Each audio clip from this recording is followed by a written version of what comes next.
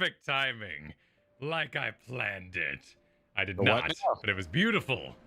It was What was beautiful. The national anthem played right as we hit the let's go mark. Oh, nice. Yes. Well timed. Nice. Well timed. And thank you to Mythos Midnight for the 2 months of the membership. It's already been a month, Garrett. It's already been a month. My goodness. Yeah. My goodness. Just holding the gearbox down. Mythos, enjoy your new GG. And now you've upgraded to green. Yes. I'm doing casual lighting today. I'm rolling with some casual lighting. Casual lighting, yeah, huh? Yeah. It was my birthday. It's my birthday this week, so I got myself some underglows for my desk, so it looks like my desk is hauling ass around the office. Nice. Yeah, Nice. it's really chill. It's not your birthday today, right? No, Wednesday. I was like, I'm about to say, I need to yell at my phone notifications if it's your birthday today. No, but I can set it to react to the music if I really want to. It'll change colors and flash based on the music here. Nice. But it's just nice to not have some big bright lights in my face. So I'm gonna take a little break today. Awesome. And I'm gonna roll a little casual. Oh my. Oh goodness! Look at our Wojo re-upping their membership to get that 2 months, and Pogsy joining the membership for the first time. Thanks so much, y'all. Thanks for the support and being a part of the Gearbox. Agreed. And welcome everybody. Happy Monday. Enjoy your emojis. Happy Monday, Kyle. Happy Monday, Garrett. It's good to be here. How was your weekend? Oh, How you feeling? It was good. I'm feeling damn near back to myself. Good. Damn near. Still a little sleepy, but that's kind of and every once in a while I just have a coughing fit out of absolutely nowhere. But sure. Fine. Otherwise, we went to a concert over the weekend. Saw Katie's favorite band. And then Saturday and Sunday we stayed home all day and just watched motorsports. Sweet. It was wonderful. I slept in till 2 on Saturday. Because I was up really late Friday going to that concert. Yeah, I had a great weekend. I did nothing. I did mow the lawn yesterday. It was horrible. It was the most stagnant, humid insanity. And I waited until like 7 p.m. and it was still I weighed myself before I went and then weighed myself when I came back inside. 3 pounds I sweat off, Kyle. Wow. Yeah. Nicholas, thank you for kicking us off with the super chat. Thank you, If there Nicholas. was supposed to be a message attached to that, feel free to give us an old @grinding gear. Yeah. We'll keep an eye out for it. Appreciate it. I went to the Renaissance Fair this weekend. Ooh, Yeah. that's right. You mentioned that. Yeah, it was raining for the whole thing, but that means it was super muddy and hey, it felt more medieval in that way. I'm about to say that just helps the theme. Exactly. So it's back. Did you dress up? Yeah. No, did it full dress up? I don't think I have any pictures that I can share. Why didn't you? Do you know how to social media? Let me see. Maybe I can actually get a picture here to share. I don't mean to shame you. No, but do you I know that's fair. Why social media exists? I did it for my own joy of it. You know, it was just me and my family. Here we go. Okay, I got a picture. I can share. Share that picture. All right, it's going up on screen there. Oh, I need to turn on the stream. Hold up. Yeah, Hold up a minute. I need to make this bigger because I can't see. Oh, look at you. Look at that happy medieval family. It was so wet. My poor Griffin was soaked. Absolutely soaked. My little familiar. He's a little Jim Henson puppet, so I have a little control for him, and he looks around and stuff. So that is adorable. You know, I had to put on the beanie because I don't like water falling on my head. It's just a personal preference. You know, it depends on the length of my hair. The longer it gets, the less I like it. The less I like water on my head. So right now, I don't like water on my head. When I used to keep it, high and tight, didn't matter. So we marched about, stomped in puddles, had a lovely, lovely time. Nice. Jacob Lowry, thanks for signing up for our membership. Welcome to the Gearbox.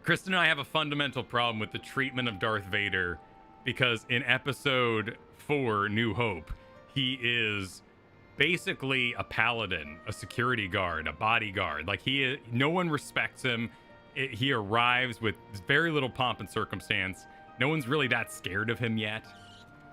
And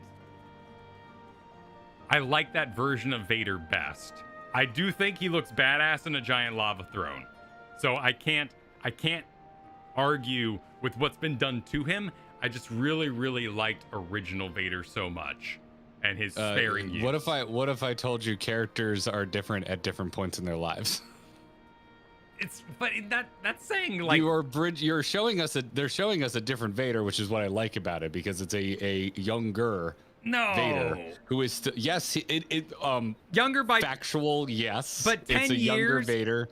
When he says, I haven't felt this presence since trails off, that's not a 10-year trail off. That is a 20, 30-year trail off. Like, no, it isn't. I think Vader also says Obi-Wan once thought as you did, which implies that they had run-ins post suit. I disagree. I think that you can disagree, but you're wrong. There are implications in the original trilogy that they had run-ins with one another before A New Hope, but after the turn to Vader. It's there in original trilogy lines. Which line? Obi-Wan once thought as you did, Vader says to Luke, that he could be turned back to the light side. This is the conversation Luke is having with Vader. Luke's trying to turn it back. Vader says to Luke, Obi-Wan once thought as you did. Why would Obi-Wan try and turn Vader back to the light side? So when did that happen, Kyle? Is my question to you. Because we saw their meeting in A New Hope, and Obi-Wan didn't think as Luke did. Well, what if that's just when he was yelling at him after he cut off his legs, or before he got in a fight when he was like choking Padme? I think all of Episode 3 could cover Obi-Wan thinking as he did. If we get into the psychology of Vader's narcissism, he could believe his own lies. It's not as. What's the word I'm looking at here? Because even after, Chef's getting on this, right? Like, even after he killed the younglings, Obi-Wan still pleaded with his friend that he could come back. Not really. He pleaded with Yoda. Oh, my camera turned off. He pleaded with Yoda. He shows up at Mustafar, standing at the top of that ramp with his hands on his hips, like, I'm about to go kill my friend. And then they have an argument about democracy. They don't have an argument about the light side.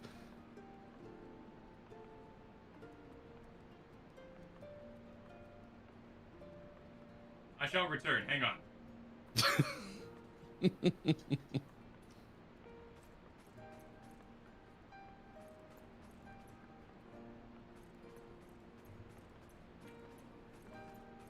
Okay, I'm gonna be gone for an extra second. Hang on.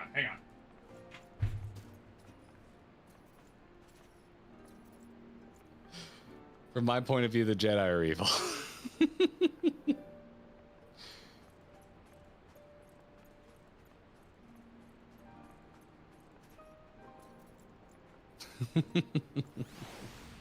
We'll get to Final Fantasy 14. We'll get there.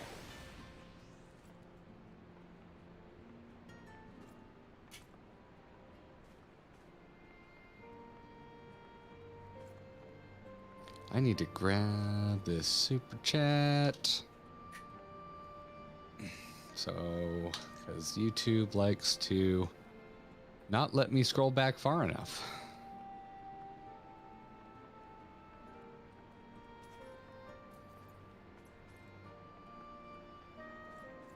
Actually, let's see if there's... I've been meaning to do this to see if there is a repository somewhere of all the super chats sent in. Oh, well, it won't let me access monetization, so that's interesting. I bet it's there. I bet it's there.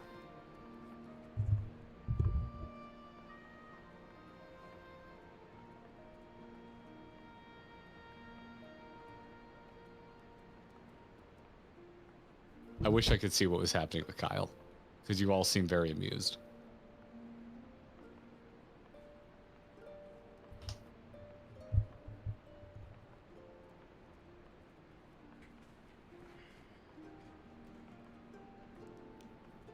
Oh, weird.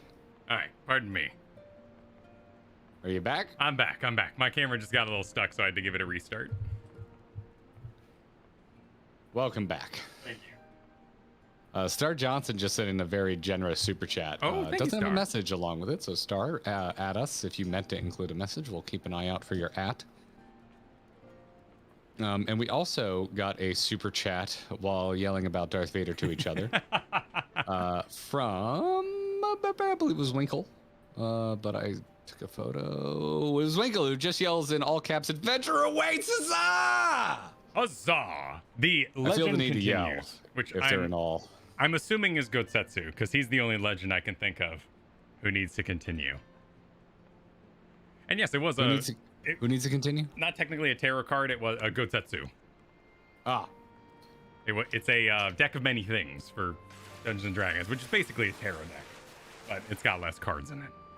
Doesn't have Star the minors. Johnson meant to put in "buy yourself the Git Fantasy." What is Git Fantasy? I think that's the dance we saw at the end of last stream. Emote Git Fantasy. Yeah, I think people were dancing.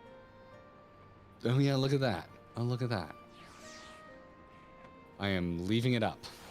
To my final point, which is not boy. final because you're more than welcome to respond. I agree. I think your version of Vader is badass. And I'm glad you enjoy him. There is a alternate universe where Vader is presented with the respect of a horror monster that I wish could exist. That you got that at the end of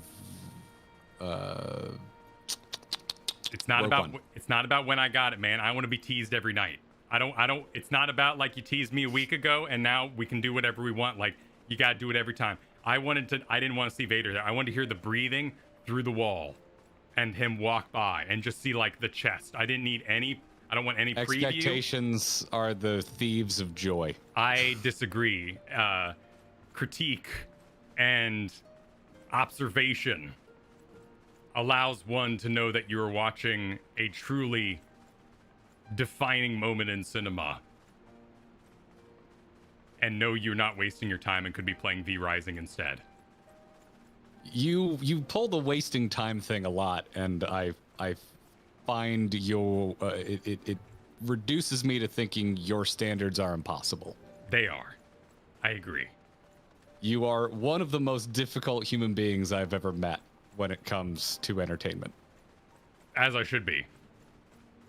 Which is why I don't want to see the same thing over and over again, and I'm not seeing the same thing here, and that's why I'm happy. Yeah, no, it's all good. And we come together. We flow through each other. And one thing we agree on is that Final Fantasy is fabulous. Garrett's standards are too low. Yeah, no, that's why I didn't like the first half of Stormblood. I would not My go. standards are too low. I would not go to say that at all. I am jealous of. I'm trying to think of this.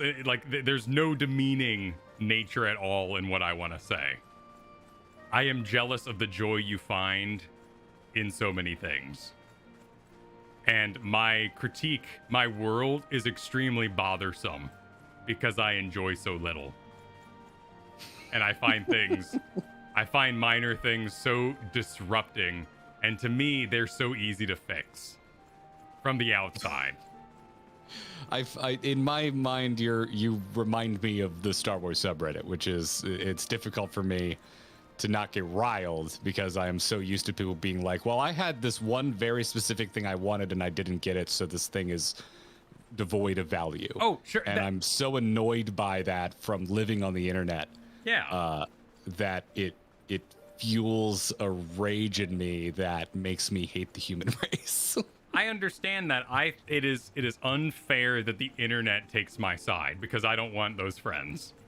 Particularly in the Star Wars case, like their lambasting, review bombing, anger is so extreme that when I have these are entirely personal gripes that I wish to express in my own joy of consuming the content, and that I am immediately related to someone's bad take, or I talk to you pre-frustrated is so disappointing because these are entirely organic to me. I'm not sitting there going like, oh damn, I hated it. Like, can I go find like-minded people? No.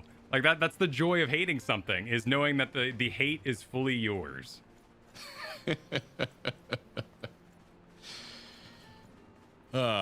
You could send me off on another tangent, which is I hate it when garbage people bring abuse into fiction, because then when it does suck, and I want to have a conversation about something sucking, but garbage people has already spoiled the water, like that god-awful Ghostbusters reboot. I was like, wow, this movie's terrible, but there's all these people being horrible sexists, so I don't really want to talk about how this movie's terrible. But I would love to have a really fun conversation with my friends about how terrible this movie is. Sure. But in spite of the sexist assholes, I just didn't want to even bother. Well, and then you get into like retweet culture, if that's even a phrase, but like where people will back you up because you back up their point, but their point is ultimately a not good point to be making in the first place. Well, that's what you're getting at, right? Where you're like, whoa, no, I don't want to be associated with you. I do not wish to be grouped in with people who are hating it I'm for just the wrong mad reasons. with the writing. You're a garbage person.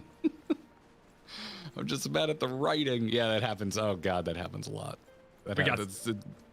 The Blizzard stuff, man. Like you're like, oh, I think Diablo Immortal sucks, and then like these people where you go look at their tweet history and they're just abusing developers are agreeing with you, and you're like, nope, I don't want you as an ally. Please leave me. Please go away. But yeah, we got some super chats. Yarto, thank you for the super chat. Here's to you delving into post Shadowbringers. Fun fact, did you know that 3 of the top 5 worst user rated games in Metacritic are Blizzard games? Sorry.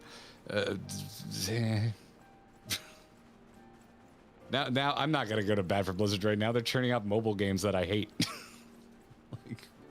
I mean, it is rather impressive that Diablo Immortal got so low. And there's also lots of analysis going on with Diablo 4 language being used, which is very scary. I find that what the store thing, they confirmed a store years ago, so people absolutely. are just digging up shit during Immortal's launch, just scare people and get clicks. No, absolutely. But you know, when the lead developers of Diablo Immortal said there'd be no way to buy power, so everything they say is suspect right now. And so I'm distancing myself mentally from my desire for Diablo 4, and I'll wait for reviews. Like, it would be a day one game for me otherwise, but Diablo Immortal's actions have sullied that. Regardless, I'm gonna try and win you over on that. I really want to play that day one, and I'd like to do it on stream. Regardless of developers I really like, developers I really enjoy and respect, I'm nervous about things beyond their control affecting the game at this point. Super Side Swiper, thank you for the super chat. The Legend Returns refers to 2 things: the 24-man raid and the spoilers. Yeah. Arwojo, thank you for the super chat. Let the hate flow through you, Kyle. It's literally fun. Like, to me, it's the non-comedic version of a riff track. Like, it is story critique, and it is a puzzle how you could make it better, and how my desires for what I saw happening in a cheap film can still be met today. Like, the aliens and force swimming through the water is so bad because it is such a longing shot on the aliens that we've lost purpose of horror. I don't put hardly any weight in personal desires because they are personal desires, and therefore I don't think relevant to critique. I think that's a fair take. Daykoth, thank you for continuing to be a member for 2 months, who says, reminds me of the South Park flag episode. The flag episode? Flag episode. Oh, now I remember the flag. Yes, never mind. I remember. Oh boy, yeah, that episode where yeah, it was. Is that the ones where the boys are trying to design a flag for South Park that'll appease to the adults? The South Park is trying to redesign its flag because the flag is extremely racist. Right. Yeah. Yeah, and it's this thing where it's like everyone's like, oh, I don't want to touch that with a 10-foot pole, kind of a thing. That's right. You're right. Yeah, even they go ask Jesus what they should do, and he's like, boys, I'm not touching that with a 10-foot pole. Oh yeah, because they call into the Jesus show. Because Stan goes, God damn it, and Jesus goes, I heard that, and that's one of my favorite gags in all of South Park. Oh, it's so good. Also, Jeff H wrote a message a while back for his 2-month membership. Says it's giving me free text, so free pun. I was a freshman or a fisherman once, but I had to give it up. I just couldn't live off my net income. Yep. We got a deep well of groaner joke appreciators in this community.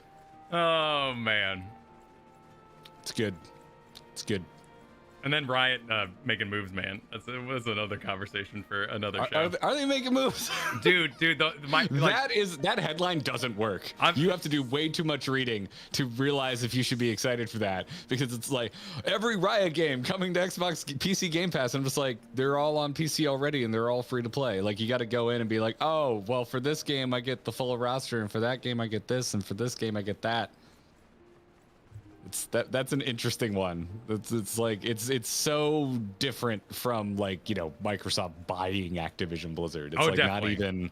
It is not even within the same galaxy of an announcement. There are a lot of communities, Here's the Storm and Overwatch in particular, that are really excited to get on Game Pass, and Riot beat them to the punch and is giving away all their Heroes Champions goodies inside of it, which Blizzard will not do. But I do think that Blackbird's membership here is well said, because nobody has said it yet. Nerds, love you too. LOL. I mean, yes. we are literally standing around a RPG, arguing about Star Wars. What could be more nerdy? I would love nothing else. Yeah, exactly. Why we're I here. look forward to yelling about how you don't understand Star Wars for the rest of my life, Kyle. There you go. See? And I look forward to you telling me how Star Wars isn't worth liking for the rest of my life. I never said such thing. In fact, if I removed all my critique, about every minute I would say that was good. I like that. Like when Obi-Wan was slowly discovering all his powers again, and he did the snap thing when he was hiding. So like when we get to the Death Star, this is not his first rodeo in sneaking about and using the snap thing. That's fine. That was great. I actually really like that. I really like that moment. That calms me, because so many people have been like, he's not badass enough, and I'm like, they're trying to tell a story with a power arc. He's literally like he's like 0 to 100 badass. Like, he is like barely able to distract somebody, and then 5 minutes later he's deflecting all the lasers. That is an impossible claim. And also the show has to have a finite amount of time. Like, we don't have time to explore. I wish we did. I wish Obi-Wan could be Last Airbender, where we really just like chew all of it and like really get into like him, you know, using the finger gauntlet stretchy things to Doctor Strange to like get his force back and like really like get into it. You know, what are you talking about? Like step by step. I wish we could go there, but I know that, you know, it's expensive. And actually, Darth Vader was a computer, which is kind of weird. It sounded amazing. Well, yeah, James Earl Jones is 90 now, man. Like, yeah. Yeah, sounded great. I think it's rumor, but it makes sense to me that he still recorded lines, but they cleaned it up digitally. That could be true too. But the other rumor is that they had to credit him because they used his likeness. But I don't know. It's a brave new world with all this deep fake stuff. R Diva, thank you for the super chat. It says liking things is the new hating things. I'll drink to that. Not right now because it's 2 PM. I don't drink that early, but yeah. Liking things is the new hating things. Yep. Well, hey, I like something a lot of people hate, which is Lise. Shall we talk to her? I think so. I think we'll stand up from our my little nap here. Thank you for the pillow. I was supplied. Also, where'd you go? Here. I'm right here. Lightweaver, I saw you teabag me earlier, so you know that was noticed.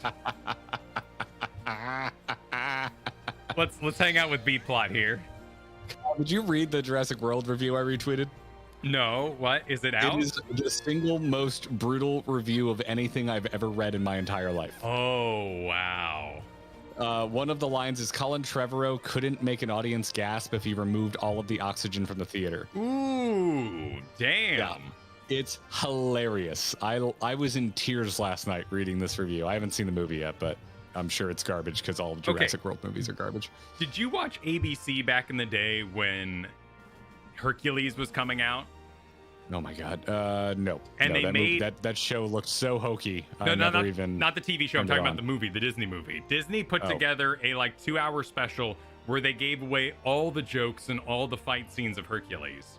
That is such an extremely specific example. No, I definitely did not see what the hell you're talking about. Okay, it's not a good example either because Hercules, with the passage of time, ended up being really good. But when I went to the theater, I had seen all the jokes and all the fight scenes, and it was super disappointing. I knew Jurassic World Domination was going to be bad because on YouTube for the past month, they've been posting all the dinosaur fights. And literally... well, according to the review, the movie just uses dinosaur fights when it doesn't know how to end a scene. But the dinosaur fights are the whole reason I would pay the ticket. So I have no desire... Well, it sounds like there might be more than you think. More dinosaurs? I mean, I like Carnotaurus. I think Carnotaurus is badass. I'm a classic T-Rex fan, but also more Dilophosaurus. Dilophosaurus is criminally underutilized. Well, T-Rex is always Super getting trashed Sideswiper made me die in the middle of you trying to explain that ABC thing with a super chat that said, "Why would you want it to be like The Last Airbender? That movie was a disaster." Oh, I'm just going to. We don't talk about. I'm going to assume that I live in a world with logic and justice, and just assume you're joking, and that you've seen the animated series, and that you do not live in a world where you think the live-action movie is the only thing. Heartbreak per minute, like the highest HBMs. I'm gonna click on lease now. Yes, do that. Also, we have one more super chat though. We do? Yeah, Forte Rocks 1, 2, 3. You know who I like? Everyone who is in lease. Let's click lease. Click and lease. Lease gets a bum rap. Lease is awesome. Oh, we're gonna get an emote out of this. Is she gonna talk? Oh, damn, she's actually gonna talk. Yeah, she is. You ready to sync up? Yep, I'm ready. 3, 2, 1, go. I thought we'd be in Patch, you know. We've made good progress since we took back Alamigo, but there's one big issue we still have to address. Leadership. The Domans had Lord Hien ready and willing to take the throne, but we've got no one like that here. Theodoric was our last ruler, and he wasn't called the Mad King for nothing. Suffice it to say, our people have had their fill of kings, which means we need to find a new way forward. If only it were that easy. Everyone and his uncle has an opinion. Internet. Just like Star Wars. Yep. For the time being, we're just going to have to keep leaning on General Aldin and the Alliance for support, and see if we can't find a solution together. Something tells me we're going to be hosting a lot of meetings in the near future. But if that's what it takes, I'm ready to talk till my jaw aches. The reach is yours, Nago. Don't do anything I wouldn't. Aye, aye, Commander.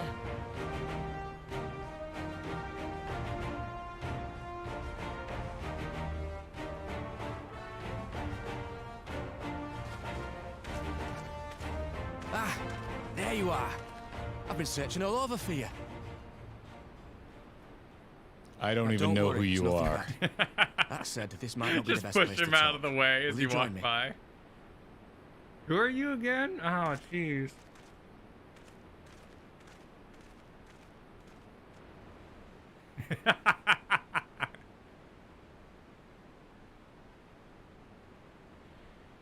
I'll get to the point. Might you be interested in a spot of adventure?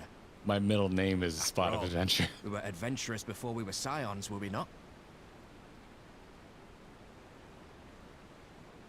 After routing the Imperials and liberating Alamigo, I reckon we've earned a bit of respite, don't you?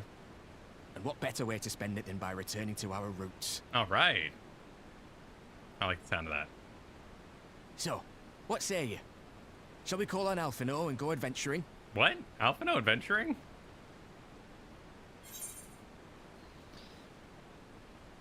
I'm gonna go with twist my arm, why don't you? I'd like to see that. I'm ready. 3, 2, 1, go. Oh, that's a jank smile. How's your smile look? It was a little weird. It was a little forced.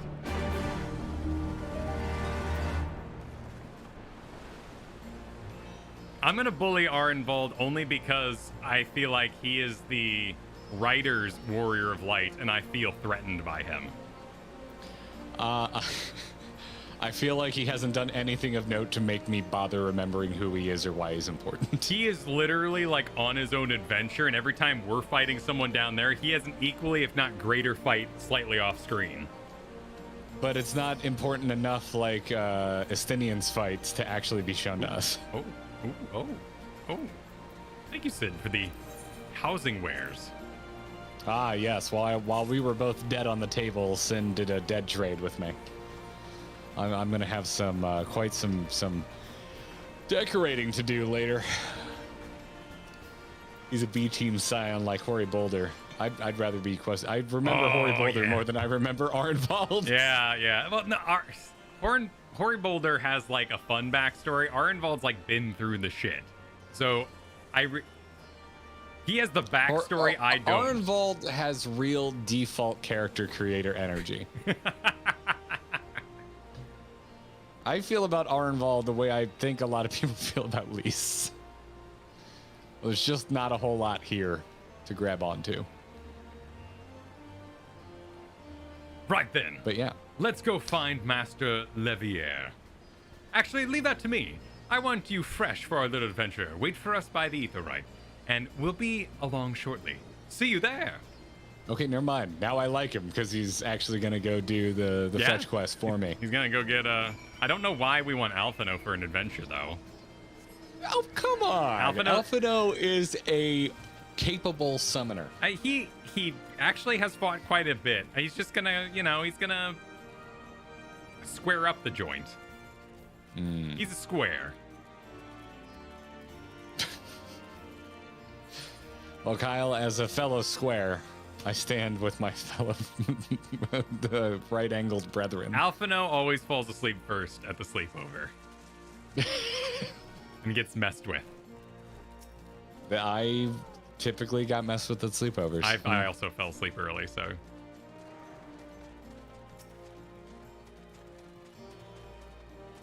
All right, clicking on this destination. You ready to get your weight on, Kyle? Always. Oh, cinematic time. Nice shot of Rauger's Reach. Yeah, pan down. Oh,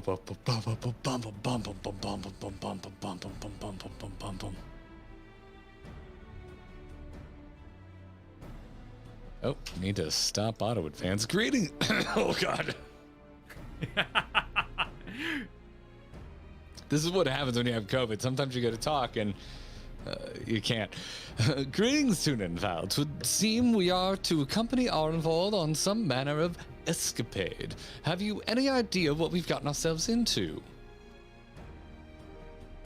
Allow me to explain. It'll be something of a history lesson, but I'll try to be brief. No snoring, if you please. Now, the events I would speak of occurred before the occupation, back when Alamigo was still a monarchy, and a Theodoric? Oh, and Theodoric Scepter, I thought that was a government type. That's a name, I believe. Yep, that's the Pope. A uniquely brutal death spot by all accounts. Wait, Theodoric? Was he the eyeball one, or was he the Pope? I don't remember at the moment. He was the Mad King. Oh, the Mad King. Okay. Yeah, this has nothing to do with Heavensward. Okay. We haven't, outside of the flashback with Robon, we don't know much about Mad King. He's never appeared on screen. Okay. All I know is that Game of Thrones was definitely running when this game was written. Yes, but it was still good when this game was written. So, That's true. inspiration. A uniquely brutal despot by all accounts. Excuse me. I already read that. Oh, excuse me. That he was. The King of Ruin suffered no rivals, real or imagined, and his dispute with the monks of the Fist ended up with Raugur's Reach being burned to the ground. In latter years of his rule, he was seized by an unshakable belief that unseen forces were conspiring to steal his crown, and so he ordered that every soul with a claim to his throne be executed, including his own family. The wealth of the poor sods he put to death became the property of the king, and it is said that these royal treasures were hoarded somewhere in the palace. Thus was born the legend of the Mad King's Trove. I believe I see the direction our adventure is to take. I assume you have a mind to unearth this hidden bounty. I almost said booty. Jelani. You should read that, Garrett. You assume correctly. I didn't say that. Because of the Star Wars. I didn't say that. I said your standards are impossibly high, which is the truest thing I've ever known in this world. Alphino continues, and would I also be correct in assuming that this legend is widely known? Others must surely have gone in search of your prize, tempting as it seems. Well, of course, we won't be the first to make an attempt. Following Alamigo's liberation, more than a few eager adventurers turned the palace upside down in hopes of claiming an easy fortune. But even after scourging every room from dawn till dusk, they uncovered not a single coin. Their gold lust drained away as quickly as it had come, and the legend of the Mad King's Trove remains simply that, a legend. But I see you have no intention of letting the story end there. What self-respecting adventurer would? I imagine. The three of us delving into a decades-old mystery? Tell me the thought of that doesn't set your heart racing. It does.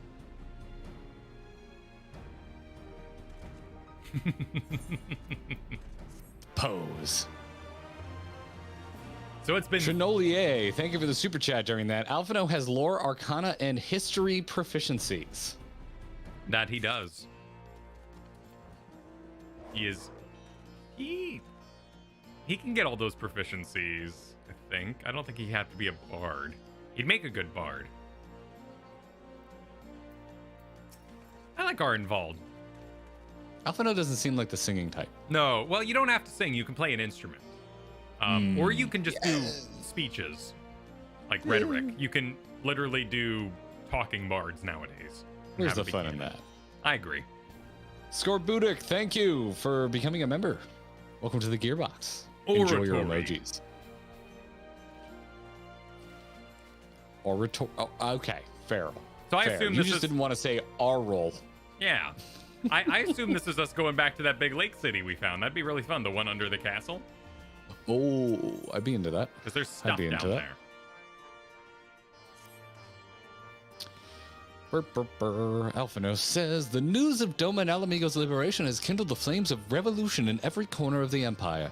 I hear the imperial province of Dalmasca has already risen up in rebellion, which means the Garleans must surely have their hands full. What better time than now to indulge in such a diversion? Tell us, Arnvald, have we any clue as to where we might begin our search? Well, judging by how the other treasure hunters fared, noising about the palace isn't like to get us anywhere, so we'll probably need to ask around. Would that be another way of saying no? Well, yes. I see. In that case, I shall pay a visit to the Allied Archivist and request access to the records seized from the Imperials. The Garleans are meticulous about such things. If they uncovered the trove during their occupation, the event is certain to have been recorded.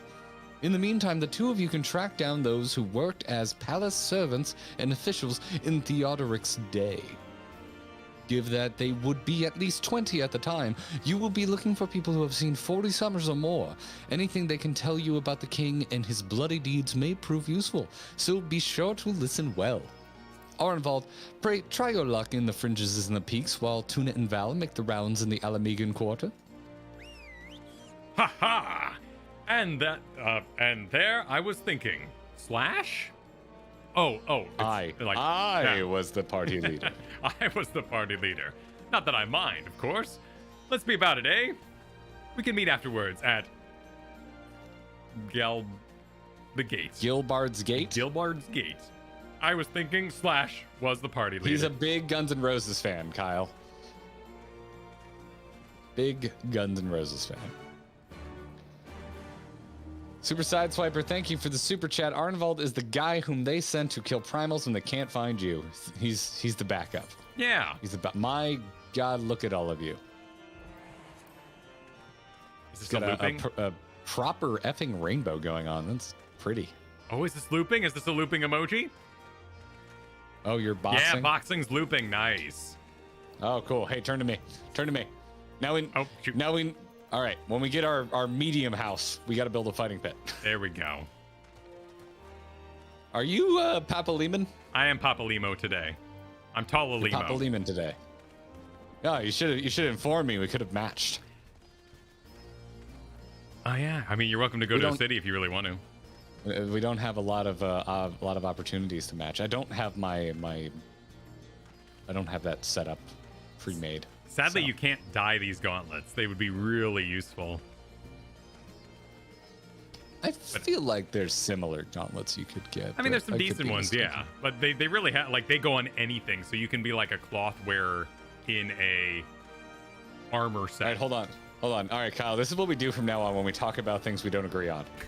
We're going to square up like this, and I'm going to be like, I personally think Darth Vader is a perfect bridge between Clone Wars Anakin and New Hope Anakin. And you can be like, it's completely terrible and you have bad taste. What? I have never said that. I mean, other people are putting words in my mouth in chat, so I thought I would just, I go out of my way to talk about how this is my personal preference. I could do no more. That's it. I'm gonna go talk to people. Oh, fine. I'll go talk to people too. Fine. Where are we going actually? Fine. I don't know. Oh, we're going to. We might as well teleport. We'll always have Avatar: The Last Airbender. We'll always have Avatar: The Last Airbender. At least we have Final Fantasy 14. Where the shit are we going? Let's see here. Oh yes, there is. There's. Oh God, I can barely click on it. Alamegan Quarter. I'm heading there. Enjoy. Oh no, we're not in a party. We're not in a party. Interrupt. Let's do that. Invite. Now, as you'll see in our video Wednesday, one of the really cool things I think about our enjoyment of Final Fantasy 14 is that we really enjoy completely different things, but also respect the other person's enjoyment of the other thing. And that's what makes it so fun. It's very rare you and I fully agree on shit. Yeah, I think that, I mean, I'm sure if we got there's certain things. We have a mutual love of heroes being exhausted in battle, like in John Wick or Indiana Jones. Yeah. I think we're both a monster appreciator. You more than me though, but I do love a good monster. Yeah, Avatar just in general. Last Airbender, not the blue cat movie. Yeah. Kizco, I'm still trying to figure out how this. I read the 7 as a Z. Yeah. Kizco a Foxy, thank you for the super chat. Whackfu greater than Avatar fight me. I don't know what Whackfu is. What is Whackfu? I can't fight you because I don't know what it is. Let's see. It is a strategic MMORPG with real-time environments and political something or others. No, I don't think that's what we're looking for. I think we're looking for maybe this TV series. I got nothing, man. I've never heard of this. In 2008 to 2017, it had a long run. It's both. The MMO is based on the cartoon. Okay. Weird. I've never heard of this. Yeah, I'll just hit that with the I don't even know who you are. Anime influenced French animated television series. French animation is usually pretty dope. I'll look into that. Let us talk to middle-aged Highlander. Oh boy, well, this middle-aged Highlander is looking better than me, so I'm a little offended here. In the palace? No, not me, lad. Surely you've heard the stories of the Mad King. He used to hold public executions up on the divine audience. Anyone, and I mean anyone, suspected of conspiring against the crown was flung from the top of those steps. Suffice it to say that I stayed as far away from that palace as possible. What was that TV show that had the MMO? Otherworlders or something like that? Oh God, dude, I have absolutely no idea. There was a TV show that had it an was on the MMO. Sci-Fi Channel. They tried to do a whole tie-in with a TV show, and it got, Oh, I kind of vaguely remember what you're talking about. No, not Mythic Quest. Defiance. Defiance? I gave it. I remember hearing about it and thinking that's gonna flop, and it did. So I never even gave it a chance. Jollywood, thank you for the super chat. Also, people need to remember / realize that it's okay to like bad things. I like objectively terrible things. So I let people that like things like Obi-Wan do what they do. It's objectively bad, but that's okay. I like Money Pit. I've never heard of Money Pit. I mean, that's just like your opinion, bud. I really like kaiju movies, and it's very much that thing. You are sitting through a 2-hour movie with like maybe 30 minutes max of like the actual kaiju battles, and a lot of it otherwise is for snacking and hanging out and talking over it. I'm just glad Jelani paid me to read that insufferable line of dialogue. That is the most like fart sniffy flares. No, like, no, it's objectively bad. Like, come on, like that's clearly your opinion. They're like, yeah.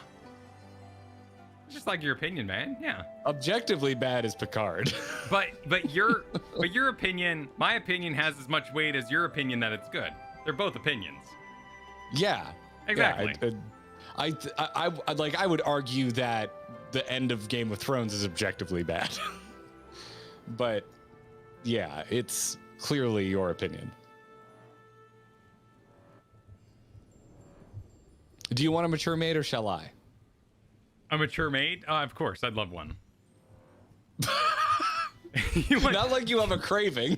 You want to hear an old maid stories? Wait, hang on. Wait. You want to hear an old maid stories? Do you?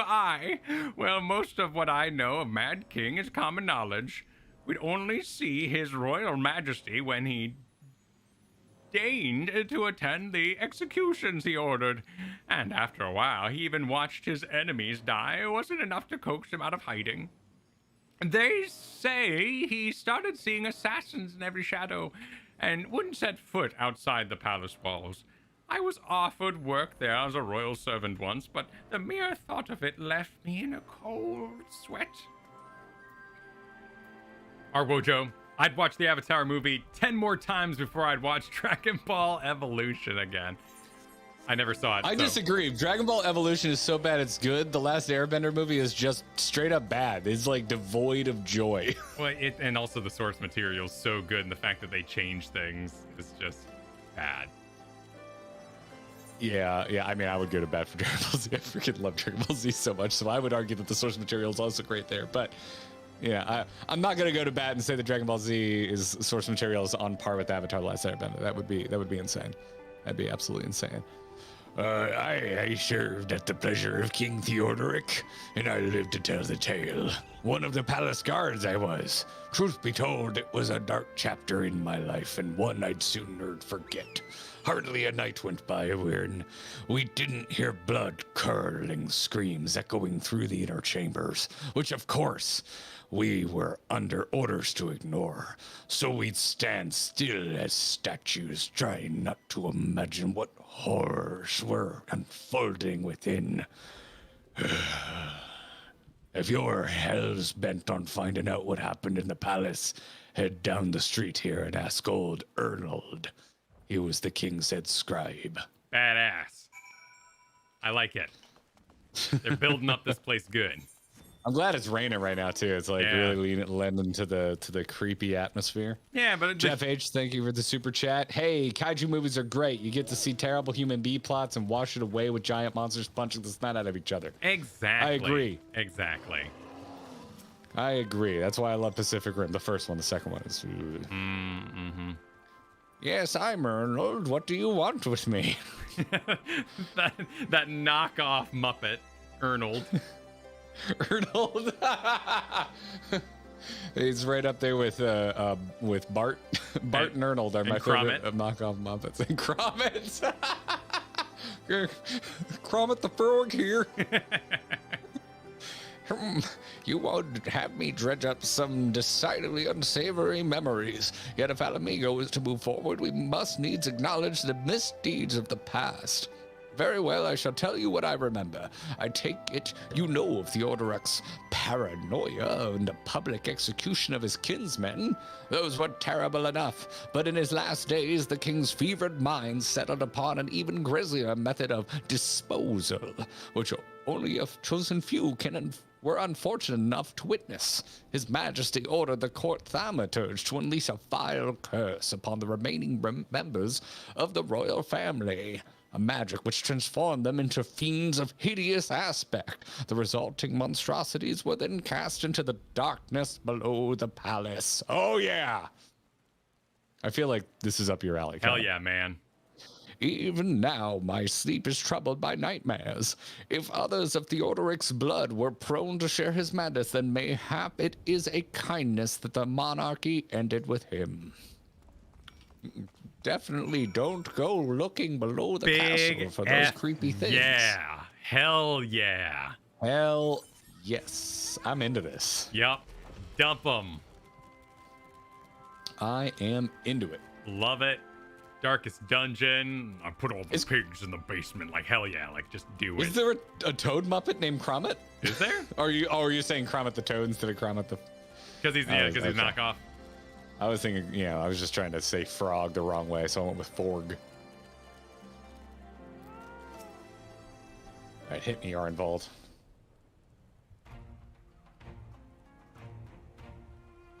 Since we're all here, why don't we share what we've learned? Yes, let's, in the rain.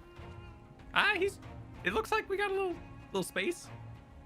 Allow me to begin then. As promised, I scoured the Imperial records for any mention of fantastic treasures and found precisely none. It is just impossible, I suppose, that a corrupt official deliberately hid the fact of the trove's discovery, hoping to enrich himself, but I find it rather unlikely that so valuable a find would stay secret for long. I conclude that our prize either does not exist, or that the Imperials somehow overlooked it. But what of you, Tunin and Val? Are your investigations any more fruitful? Or terrifying? Or sweet and badass? Turned into monsters? And what could you mean by this darkness beneath the palace, I wonder? I met an old man in Alagiri who spoke of the palace subterranean prison, but he said not about cursed abominations. The Imperial archives were also silent on the subject of fiends inside the palace grounds. Could this scribe fellow have been spinning him a yarn, do you think? Do you believe him, Val, Tuna? I'm gonna go with his fear seemed genuine. We agree. It's not a talkie, so don't sync that up. Exactly.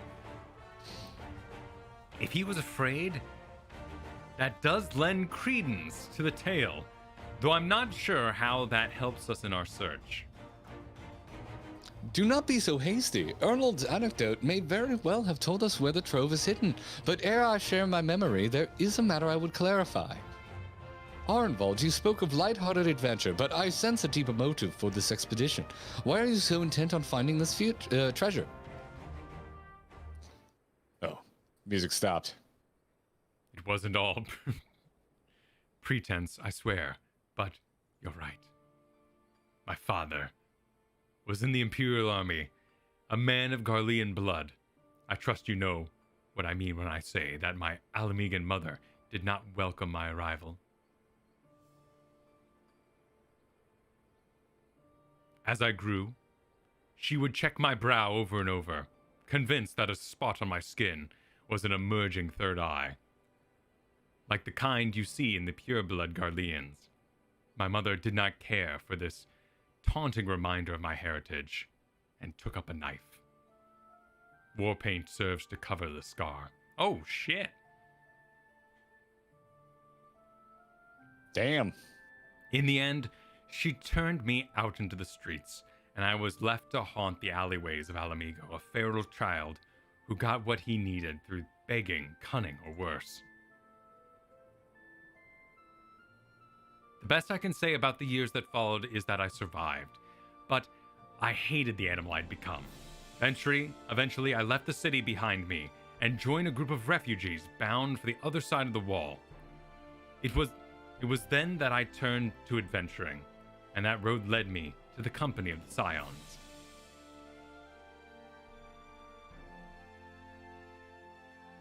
I tell you this so that you understand. I know all too well what poverty and hunger can do to a person. I drew steel on ordinary folk for measly crusts of bread. With Theodoric's gold, I could spare my countrymen the shame of living like that. Thank you, Arenvald, and I apologize. That cannot have been pleasant to recall, but I felt it best to be clear in our intentions. Well, Tuna and Val, are you content to surrender the treasure to Arenvald's noble cause and claim the thrill of adventure as your reward? Nodders. Then I should be glad to tell you my theory on the resting place of the Mad King's Trove, if you are minded to hear it. Here's a box of stuff. Oh, I think I'm slaying? I don't remember. I think you're fending. This. Tank is fending. I think I'm slaying. Cool. Slaying, a lot of people are saying slaying. We've got the slaying. Now, structurally, they did that really well. People are making jokes that that's why you like Arenvald and that's why we should apologize to Arenvald. I disagree. Arenvald showed up. He proved himself in the background actions of Stormblood, and then showed up today in the stream as a truly likable adventuring character, and I became invested in him as a person. So when they revealed his backstory, I cared now to listen to it, and that's why Arenvald has become a good character. What happens so often in things is you are suddenly abrasively pushed into someone's backstory before you've come to like the character. And that is where it can go wrong, and I think Final Fantasy is good at holding that back. Demon Slayer, like, sometimes you're like defeating a bad guy and they're like, hey, would you like to know their whole backstory? And you're like, come on now. Like, they weren't that cool. So it's a balancing act, and I think that Arenvald was handled very well there. And plus, now I was curious about, like, I didn't know I had questions about the third eye and could it be removed and how the lineage of a third eye worked. So it answered a question I didn't know it had, and that's good writing. Well, Jury's still out for me. But I just like a lot of huzzahing. Huzzah! Listen. And I can't wait to see this. Fair. I can't wait to see this place full of monsters. He's just a little basic to me. Yeah. We gave him a sad backstory, but he's still just like his personality hasn't really allured me. No one can fault you for that. Like it's kind of classic D&D, like wicked dark backstory, but otherwise kind of plain Jane character right now. I am an adventurer. Yeah, well, we'll see where it goes. I think he's got a curiosity in here. He's got his own investment, and I wonder if there's a cutscene at the end of the Mad King's Trove that might. I mean, honestly, depending on like what's down there, like he could go get lost in Shadowbringer or something like that.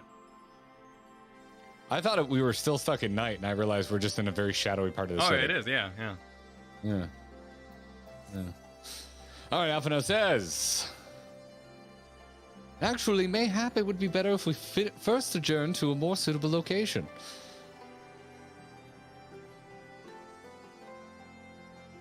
Excuse me. In case a rival treasure hunter overheard our plans, you mean? Good thinking.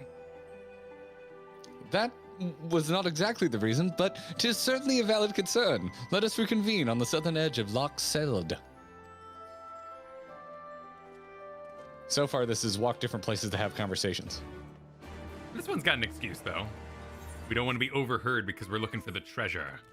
Well, Alphino just admitted that was not why he suggested. Oh, it. sure. I was too busy enjoying Arvenvold. Looks like we gotta talk to the gate guard to leave. Go outside. There's a gate guard right here at this gate. Oh. It's cool to be back in the city now that it's unoccupied. That it is. That it is. By the way, while I was catching up on chat, Jelani told me not to be toxic about Picard, which gave me a good chuckle. Well played, Jelani. Picard is toxic about itself. Jelani's good people. That was well played. But seriously, that show was terrible. Oh, it's so... I love the Red Letter Media stuff they've done with it, though. Like, the best thing about Picard is Red Letter Media tearing into new asshole. Yeah.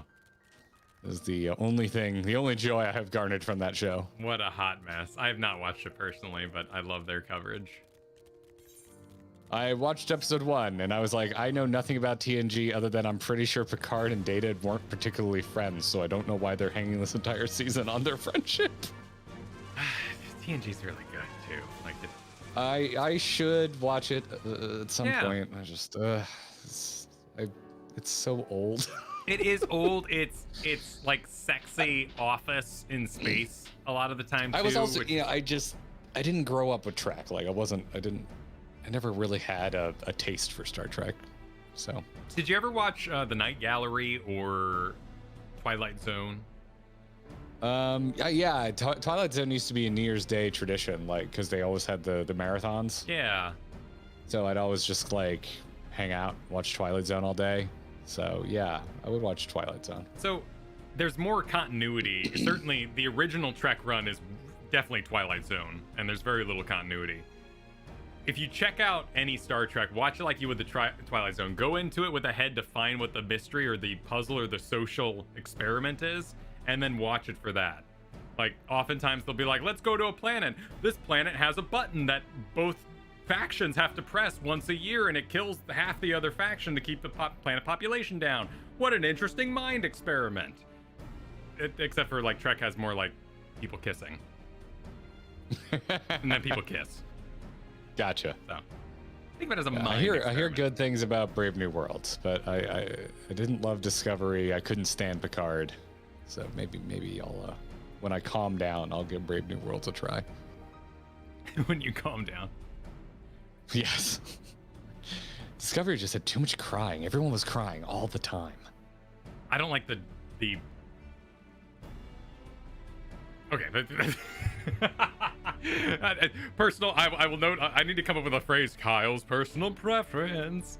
But I really don't like modern Trek, how dark they make the ship interiors, because you're supposed to live in there, live and breathe in that environment and explore new universes with joy. You're not a military operation. It's such a good example of a Kyle-specific grievance. It really you're not a military operation, so why would you be constantly in military battle lighting?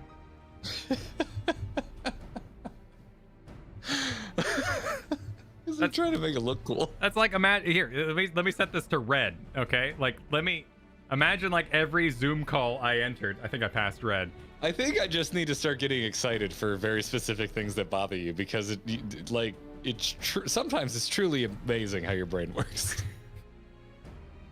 Like, there's no universe where I could guess what the next word out of your mouth was in that little rant there. It's way better than someone getting online and saying the writing's bad, right? I'm gonna pat myself on the back for that. Listen, man. You know what? Listen. This is why I will always treasure our little debates. It's like, oh, I hate that and a bunch of sexist comments. I'm like, I thought the lighting was bad. What the hell are you talking about? What are you going Where did you get this? And why would you use this platform? Yeah. Are you ready to talk to these two dwarves? I'm ready. I can't wait to go to the Diablo dungeon. All right. Forgive me, it was not my intention to draw out proceedings. I simply wish to have the lock in sight while I explain things. I'm glad that Alvino goes through the pains to explain why he wanted to come out here. Ah, look upon everything the light touches. Prior to the great flood of the 6th umbral calamity, the salt lakes you see before you were yet dry ravines. And this, believe it or not, was the site of the ancient city of Scala, which rose and fell during the 5th Austral era. Yes, as we all know, Alphino. Did you know that? No. Oh, okay. It's just... Because I'm trying to keep track of what umbral era calamity caused the destruction of what. So I'm not familiar with the Scala. Wait, were they weren't the Void Ark. I know the Charlayans, but was this the Void Ark peoples? One of the wizard peoples that got destroyed. Yeah, number 7 was Bahamut. Void Ark was the Mach. Okay, cool. That's right. So 5th was this flood thing, and that's why the Ark is out here? Oh, right, the ship up on the hill, yes. Yeah. Alphino continues, from what we know of the period, the city was already deserted by the time the waters began to rise, having been all but destroyed by war, yet its ruins remain to this day at the bottom of Loch Seld. It is my belief that the darkness beneath the place, mentioned by Theodoric's former scribe, was not a reference to the prison, but to a place still further below, the ruins of Scala. Ah, badass. Even better. I'm very into this. Yeah, let's go. I further surmise that I saw my dude move. I know you're very excited, dude whose name I still forget, but please calm down. I further surmise that the Mad King's unfortunate kinsmen were cast down there not simply out of a desire to punish them, but to discourage exploration. Theodoric wanted to keep the ruins secure. Wait, you're saying they were meant to guard the Mad King's trove? Precisely, and since we know the court thaumaturge was involved, we can safely assume that any entrance into the old city will have been magically concealed. Which would explain how a legion of Imperial soldiers and the gods knows how many Alamegans never found a trace of the trove. I love how these two are just vibing off each other. Mm-hmm. We, however, have certain advantages which they did not enjoy. Tuna, Val, would you be so good as to swim down to the bottom of the loch and search for an underwater route into the ruins? While you do that, Arnvald and I will seek out an ensorcelled portal within the palace. Ensorcelled? Everybody nods. I need to get Off they go to vibe together. I need to get the Pee-wee's Playhouse sound effect for ensorcelled. That's definitely one of my favorite words. Word of the day. I've got that clip somewhere. I'll add it back to my soundboard. Forte Rocks 123. Thank you for the super chat. Grinding gear. Kyle tells us what grinds his gears. Exactly. It's all on brand. Kyle grinds Garrett's gears. Sometimes, you know. Sometimes. Other times we're like, holy shit, I agree. Yeah. That's what makes it real also, magical around here. A ways back, Vernacular Ham used his lovely 2-month anniversary to say that Strange New Worlds is really, really good, actually. Give it a chance. It's bright and fun and thoughtful. I hate Picard and Discovery. Wait, what's Strange New Worlds? It started off so happy. Brave New Worlds is the latest Star Trek series. Oh, okay. That's not the animated thing. That's like Below Deck or something like that. No, that's Lower Decks? Lower Decks, Below Decks, something like I don't know. I haven't watched it. I don't like Trek enough to watch an animated satire. Night Crew. I like Wrath of Khan. I like the first Abrams movie. That's kind of it. That most recent one was. I had fun. I was willing to have zero expectations. That was awful. Wait, what? Beyond? Was it Beyond? It was so bad. I liked Beyond. It was better than freaking Cumberbatch. Well, yeah, Cumberbatch was misused. That was the sad part there. Cumberbatch. That movie, I would argue is borderline unwatchable. I thought Beyond was fun enough. Yeah, I had fun. I had zero expectations. It was so bad, but I had fun. Idris Elba makes everything better. I still don't like his speech in Pacific Rim. I think that's a bad speech. Huh? I think that's the low point of the movie is his belabored speech. He's canceling the apocalypse. I love that speech. The line is good. It's still not as good as we celebrate our Independence Day. Well, hold on. I mean, yeah. Independence Day is a good ass speech. Argument. The Independence Day speech is amazing. Okay, not that I signed you up to put Idris Elba's speech of canceling the apocalypse up against Independence I feel like Day. you're like blindsiding me here, and I'm like, whoa, hold on. I didn't agree to this. Here. I didn't agree to this. Tuna, it's afternoon. We have searched the prison beneath the palace and found a door concealed by enchantments. Have you aught to report? And you believe it leads into the ruins? Excellent. Then I propose we proceed from our respective entry points and look to meet somewhere in the middle. Oh, come on, lads. We might as well make it a race. Victory goes to the first adventurer to find the treasure. Godspeed. Oh, that was our vote. I'm so sorry. See, it's the A's. It's the A's. It's the A's. Yeah. It's the A's. The A's. And also, now we don't have the luxury of actually seeing them, like, pantomime. It's true. I'm so sorry for stealing your line. It's all good, man. It's all good. Now I'm canceling the apocalypse, just so you know. Just so you know, apocalypse is off. We were gonna apocalypse today, but you know what?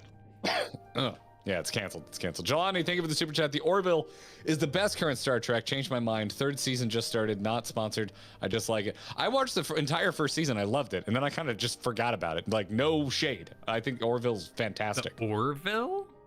It is Seth MacFarlane, the dude who created Family Guy. Yeah. It's a Star Trek comedy, but it's also, like, legitimately good Star Trek. Like, has heart, that kind of comedy? Like, comedy... It's got like fart jokes and sex jokes like a Seth MacFarlane show, but it also is surprisingly good science fiction. Huh. Like, it's really solid sci-fi. Interesting. I honestly, this is one of those names that sounds like Seventh Heaven or The Place, or it's just one of those names where I'm like, that sounds boring. It's the name of the ship. It'd be like the Enterprise. Yeah. So it's Star Trek without the Star Trek license. If you asked me what the Orville was, I would assume it's rich people arguing about something in LA. No, it's totally like a Star Trek parody that is accidentally also legitimately good Star Trek. Aaron, thank you for being a member for 2 months. Star Trek Beyond was the only good modern Trek movie. Fight me, Kyle. I don't think Kyle wants to fight you. No. Like I said, I had fun. Do I think it's better than the first J.J. Abrams Star Trek though? I still like the first. I will go to bat for the first J.J. Abrams Star Trek movie. I think it's a fun movie. It is slightly military lit, but I do think the sets in that are incredible. And you got what's his name, McShotgun Zombies. Oh, you and your lights, man. You and your lights. It's Abrams. He wants everything. He wants them having a conversation, like a standard conversation, to look exciting. Oh yeah, no. I might even maybe I should mute myself. Not even let Garrett hear this, but I don't even like cast lights. Unmute yourself right now. This is bull. I want to hear it. You know I don't like cast lights on lightsabers. I like the extra dimensional quality that old lightsabers had. Oh, you did it! I love the old effects that there was cast light. Oh my god, I am. That makes me furious. It looks so fucking cool. It does look cool. I prefer the old way. Oh, the ways of the old. Kendrick. That's the kind of thing where it's like, I get it, it's opinion. That's the thing, but it's like I like it so much it calls into question everything you like for me. That's how strong of a reaction I have. I'm like my brain's like, it's opinion. Ah! I can't help it. I have a visceral. I was so excited when they finally had lightsabers that actually projected light. I was so excited. I can't. It's always bothered me. Darth Vader's arrival in Rogue One is phenomenal. Oh, thank God! All right, finally we can. All right, we found common ground. That's common ground. Ryan, your job, by the way, is not to calm me down. I will calm myself down. Perfect. Ryan, thank you for the super chat. Star Trek 2009 is only good because Chris Pine is so charismatic. He's pretty charismatic, yeah. I feel it. I thought Zachary Quinto did a good job as Spock. I don't think he gets enough love. Like the second one is horrible. It mishandles Spock terribly. That wasn't Zachary Quinto's fault in my mind. So yeah, I don't know. I like the first one. I like the third one. I like the third one. That second one is just bad. Kendrick, Sid's airship is called the Enterprise. Boom, full circle. There you go, right back to Final Fantasy, bringing it back around. Thank you for the super chat. And then Conman, thank you for the super chat. To Moen Bliss, I believe I already have the Rapturous blade here you're offering me, but thank you so much. It is a badass blade. I think I'm actually already, I'm currently glamored for it. Really appreciate it. Oh, actually, Vernacular Ham super chatted first. Thank you, Vernacular Ham. Oldies like me will tell the youngins to go watch Star Trek V to understand the meaning of a bad movie. Never let Shatner write or direct. No, I'll just watch Rathacon again. That sounds horrible. And then Conman said, interesting tidbit, R2-D2 appears in the first 2 Star Trek movies. Yes, I was aware of this. Actually, I don't think I was aware of the second one. I knew he was in the first one. It's an Easter egg, Kyle, when they're going through the wreckage of that ship graveyard.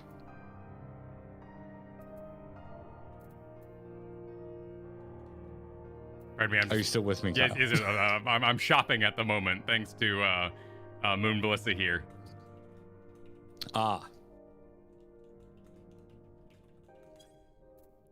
Is it dungeon? It's dungeon time, by the way. It's dungeon time, by the way. It is. We can get that underway while I receive swords. Yes, let me thank you for the swords. Recruit some stuff.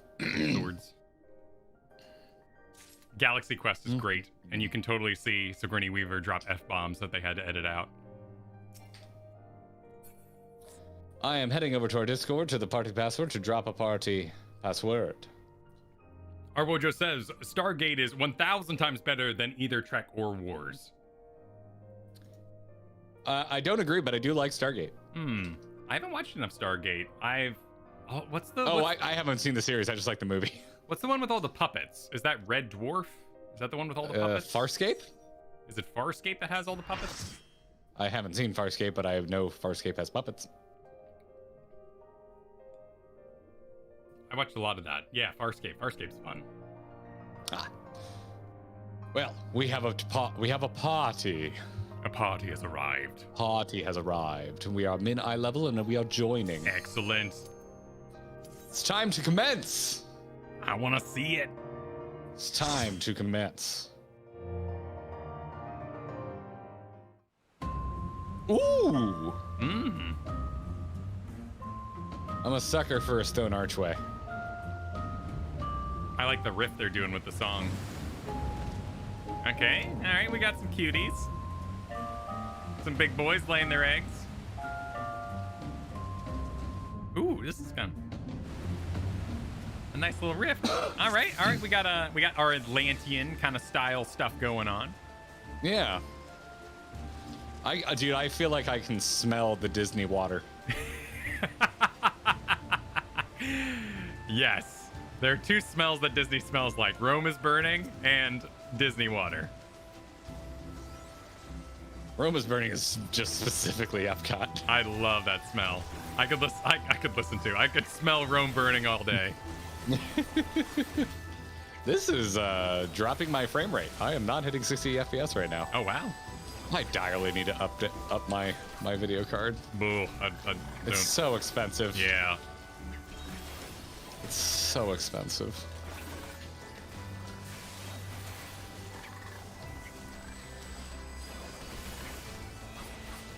This was supposed to be the year too, and then my AC died. So I'm gonna have to limp by with a 2000 series for another year at least.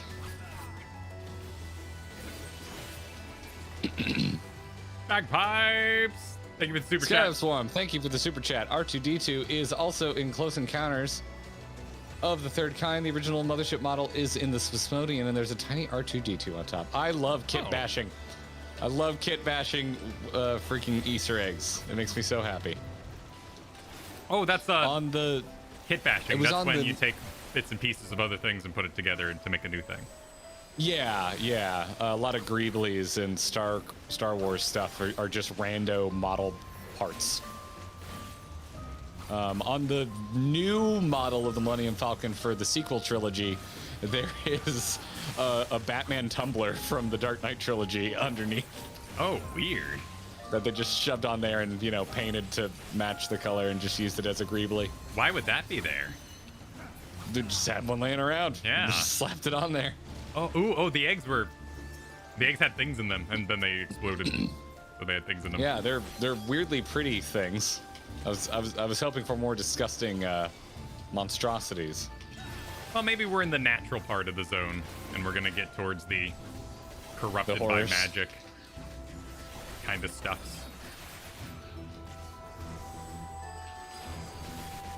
Because this clearly isn't the bodies of the mutated abominations that were left down here.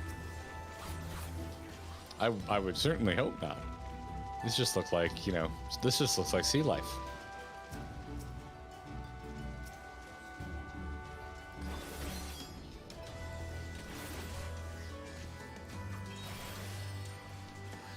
Oh, I thought Mama back there would pull. Yeah, I did too.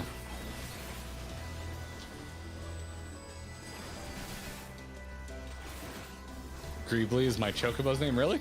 It's a good name. It's a good name for a chocobo.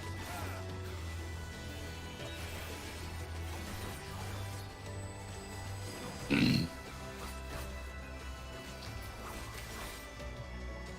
mean, I like that they made the effort. Ferial looks too much like you, and I thought it was you for a minute there. Dude, me too. Like, they can do a lot of our intros, and I definitely go, now hold on a second. You got the white Who hair. am I? They favor the Scion suit. I totally feel it. What is real life?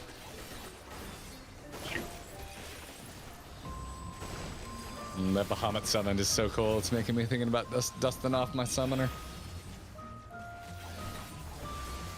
Not just seeing it in PvP. Yeah, it might be worth considering. Because I'm sure we are full of XP at the moment. I just love Dark Knight so much. Like, every time I'm not doing it, I'm just like, I wish it was Dark Knight right now. Summoner is really fun in PvP. It looked really fun. Yeah, I agree. I've done it. That's the one when I do PvP, that's what I play. I don't like Dark Knight at all. I know you think they're invincible, but they're just constantly self-damaging, and if you get stunned for a hot second, you're just freaking dead. I really like this. The Kelpie? Kelpies are creepy as hell. They're great monsters of lore and legend. To me, this looks like a Pegasus, so I'm like, this is kind of lame. But because it has a seahorse pun to it, I like it.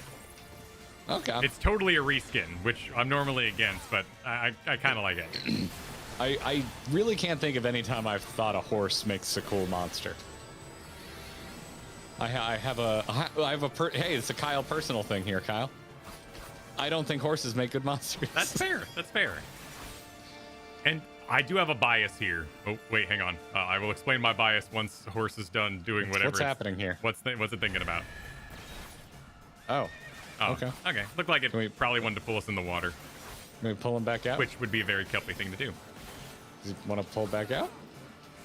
I believe Kelpies are Swedish. I don't remember at the moment. But I was at summer camp.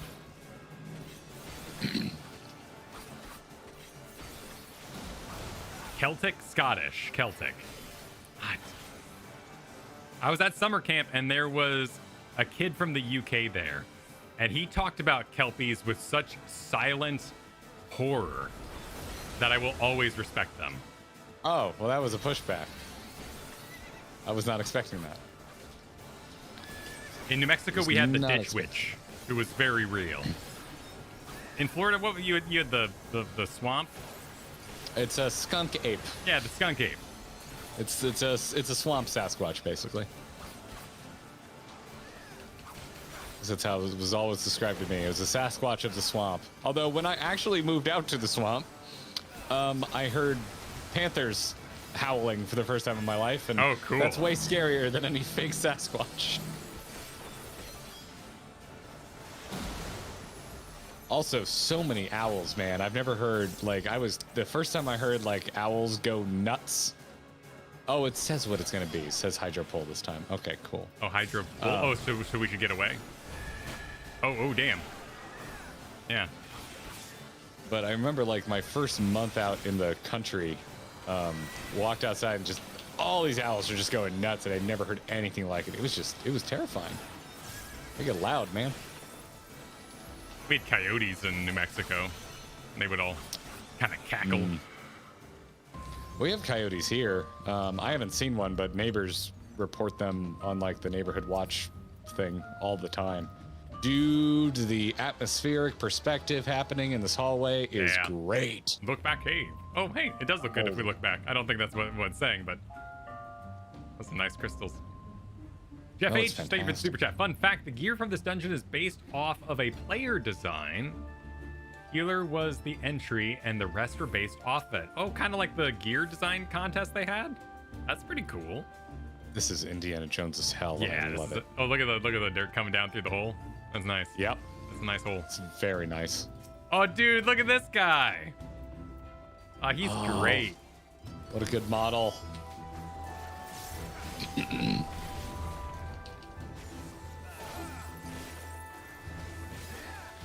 They were H-owling. Let's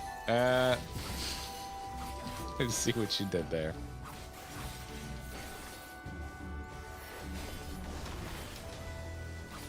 Need to use my legacy control powers. The thing I see a lot in our neighborhood is foxes. Foxes? They like to breed here. I've seen a baby fox with its mom more than once. I don't think I've ever seen a fox in the wild. I did see a beaver yesterday while I was out walking. Oh, that's awesome. I've only seen a beaver in the wild once in my life when we were spending a few days in the North Carolina mountains. Beavers are cool, man. Yeah, they're cute. Though they look so soft. You just want to pet them. Right? They're so cute. You ever seen their teeth, though? Dude, that would hurt. Yeah, that would hurt red so teeth. bad. They're weird. Yeah, that would, if they bit you. If they decided they wanted to hurt you, that would hurt. Battle beavers. Silent Mike, thank you for the super chat. Another fun fact about this dungeon. When it was released, Hydro Pull and Hydro Push has their labels reversed. So pull would actually push you and push would actually pull. Oh, no. Oh, it's like whoever installed the freaking faucets in my house. Wait, really? Yes. Backwards faucets? It's just the kitchen one, but it's the faucet I use the most is for the kitchen sink is backwards. I have literally, on multiple occasions, thought about taking enamel paint and just repainting the colors. But at this point, I don't even think about it anymore. I don't even look at it. That's honest work. Dude, the amount of do-it-yourself failures that are in this home that I've had to slowly over time fix. They did their own pagoda out back, and it was so dangerous removing that thing. There were only 2 of 4 posts that actually went down into the ground, and we live in the hurricane capital of the United States. Wow, yeah, probably not a good idea. And so as I started taking it down, it started falling over on itself. And the thing probably weighed 700 pounds, like the roof on it. I was so mad. I'm so glad that's over. I never want to do that again. Oh, shoot. Okay. There, I did it. How am I enjoying the melee DPS? I love it. I hear a lot of bad things about melee DPS in Final Fantasy XIV. A lot of my enjoyment is stemming from the disengage, because this makes me feel so stylish, and then able to go back in. Like, I really like that. So I wonder if people are playing melees without this movement mechanic ability. Like, I don't have a disengage, I just have the engage, and that alone is really fun for me. Is this all pull? I like the clunkiness there of the stone phobads. Yeah, it's that demon wall, that demon cube. Oh, this thing is throwing at us. Oh, you're talking about the phobad specifically. Yeah. It's a great model.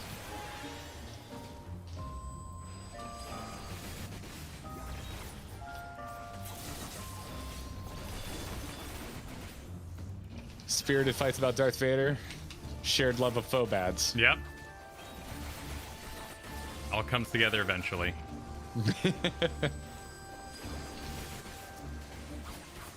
So, if you were to recommend another melee DPS to me, chat, what's another one that has a disengage/dive? Because I want to try out Red Mage, but I don't know if they have.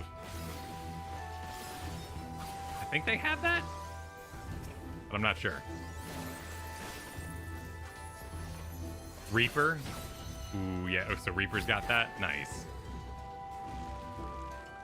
Oh, this is a nice hole. Nice ruins. Ooh, look at you. He looks kind of familiar. This just looks like a giant, creepy baby. He looks like something from Ancient Aliens. I don't watch it. He looks like an artifact they would go on a whole episode about how it's actually a spaceman.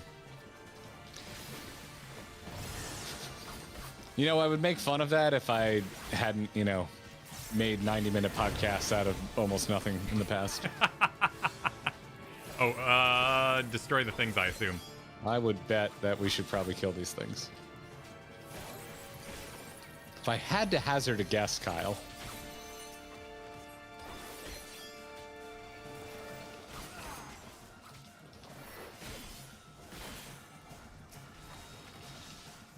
We need the robot chat for super chats when we do bosses. I can look into that. I don't know if I'd be able to hear it though. Unless you found some very, very special thing, and that just sounds like a lot of work. I wouldn't wish upon anyone. Actually, I could mixer that together. I could do that actually. Huh. I'll give it a shot. I'll see what I can do. I wonder if it's something that would be easy enough to toggle. I guess is my question. Whoa, he's speaking in. Sets an enchantment trap that triggers upon contact. I'm guessing we got to get out in front of the little robots. There we go. There it is. Oh, okay, that's cute. At least it's not the rest of the fight like a vehicle fight from Wrath of the Lich King. I love that expansion, but damn, I was so done with vehicles by the end of it. A lot of, and this isn't a dig on World of Warcraft, but a lot of their difficulty comes from endurance and how long you can do something for. And so far, any fight that's lasted a really long time in this game has had pretty defined phase shifts that are very different from each other. So I'd be curious about Final Fantasy's endgame and how it relates. Yeah, I'm really looking forward to doing some endgames, like proper endgame stuff that folks are still progressing through. Again, it's that thing I always talk about when we have this discussion, which is like, I'm really excited for it, but also, I don't want the story to be over. Damn, that was cool. Did you see that freaking staircase drop out? Dude, his face opened up. He's gone now. He had a face. There's a face? Yeah, like his top popped off, and inside was like a creepy something face. Oh, I was watching the staircase go down. This is so cool. Winkle, thank you for the super chat. Melee DPS are the most popular jobs in the game. Don't know who you're talking about to that says melee DOS ain't great. I'm assuming DPS. I think it was more not fun. Was perhaps I wasn't a comment on like viability, more difficulty perhaps that they were mentioning, and I've seen that voice many times. Jonathan Harrison, thank you for the super chat. Before Endwalker disengage plus Ramjed would break your combo, so people didn't do it. Interesting. Assuming that's re-engage. Bruno, thank you for the super chat. What? Like it would ruin my stickers? It would delete my stickers? That'd be horrible. That's the vibe I'm getting from that, yeah. Bruno said Dragoon has 4 different gap closers in its jumps. The first jump goes back to its casting position, so always do it melee, and a disengage jump too. That sounds cool. Who was that? Which class? Dragoon. Oh, spellcasting. Dragoon spellcast? I thought they'd just be stabbing things the whole time. Oh. Okay. Do you see this wall? I think it's just talking about the ability. I mean, calling it a cast. It didn't specify spellcasting. Dude, come look at this wall. Oh, sorry, I pulled. Oh, okay. Because I was very excited about the mummified remains up ahead. Yes, yes. You really get me, Kyle. Garrett, come look at this wall. It's a handsome wall. This game is full of handsome walls. Super Sideswiper super chatted saying Red Mage's core mechanic is based around going in melee and going out spellcasting. That sounds fun. Makes sense. And then there's another super chat in here somewhere. I'm trying to find while tanking. D. Joe Me super chatted. The old one boss is a dogu, which is a type of ancient Japanese pottery that to this day no one knows what it was for. There are actually pseudoscience theories that they are alien in nature. Oh. All right, Kyle, what's the wall I'm looking at? Come back to this wall. I mean, it's a lot like these walls, but you know, it's just got treasure. And we got. Oh, damn. Stuff. Yeah, it's Damn, treasure up in there. this is detailed. Some Voss. Dude, there's a straight up. Look, it's the Ark. There's the Ark. Wait, Raiders really? of the Lost freaking Ark right here. Right here. Oh, That's no an way. Ark. Did they do the? They didn't quite do the birds on There's top. no but cherubs. Yeah. Yeah, that is an Ark. Nice. That is an Ark. Is there a painting down yeah. here? These are mirrors, yes. like old mirrors. Oh, there's a painting. That's a painting. There's a Yeah. dude. Painting. There's a chest with gold in it. There's a freaking cannon. Yeah. Huh. This is a feast for the eyes. Yeah, that's nice. I like the catacombs in here. This is creepy. Candles there's lit. there's Doesn't mummies matter. in the wall. All right, this doesn't matter. Everyone, this does not matter. This requires no logic. What doesn't matter? What requires no logic? Candles lit. Doesn't matter. What's going on here? Am I supposed to step into the green? Oh, Purple. Whoa. we turn What into the a thing. frick? Does it let us fly? Yeah. Yes, it does. We look What like the Ghostbusters is going a on? Zelda monster that's definitely a keeper of a guardian that was somehow corrupted. I like it. Definitely teaches you a song before you kill it. Absolutely. And it's, kind of sad. Like, it didn't want to be a monster, but, it's Like happy. you killed something beautiful. Yeah. But it's finally free, so it's okay. Furry Slimer, you're not wrong.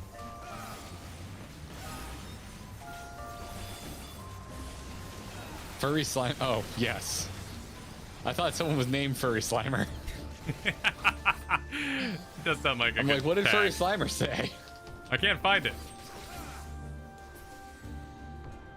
Oh, what? Oh, shit. Okay. Ooh, nice Oh, wall. because there's another gap to cross. It's a nice mummy table.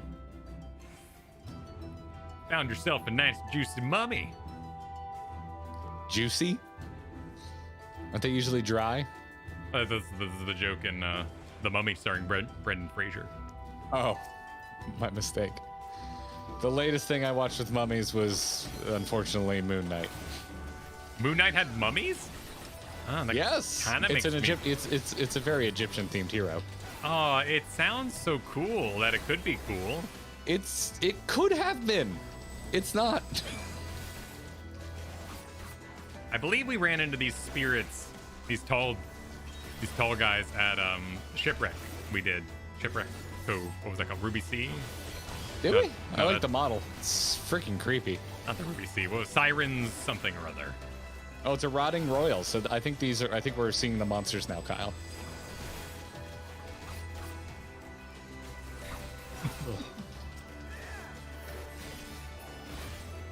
Mother, father, I come to you. Oh yeah, look, he turned into a dude. Oh. Yeah. Jonathan Harrison super chatted. Combo refers to potency bonuses that you get for doing attacks in order, range attacks used to interrupt that, and made you start the combo over. Oh, so like just broke any kind of combo. That would suck. Yeah, that'd be a huge DPS cut just for dodging efficiently. Like a badass. You have to choose between dodging like a badass or just walking out so you can keep your DPS high. Good yeah, change, that's a bummer. good change. That would be a bummer. Well, I'm glad that's not the case anymore.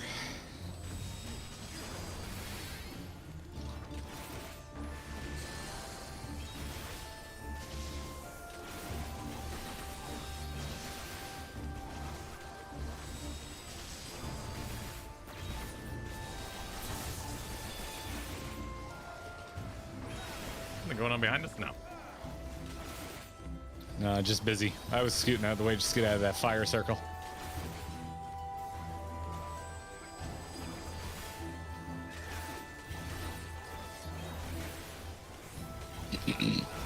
Did other things break combo like weaving?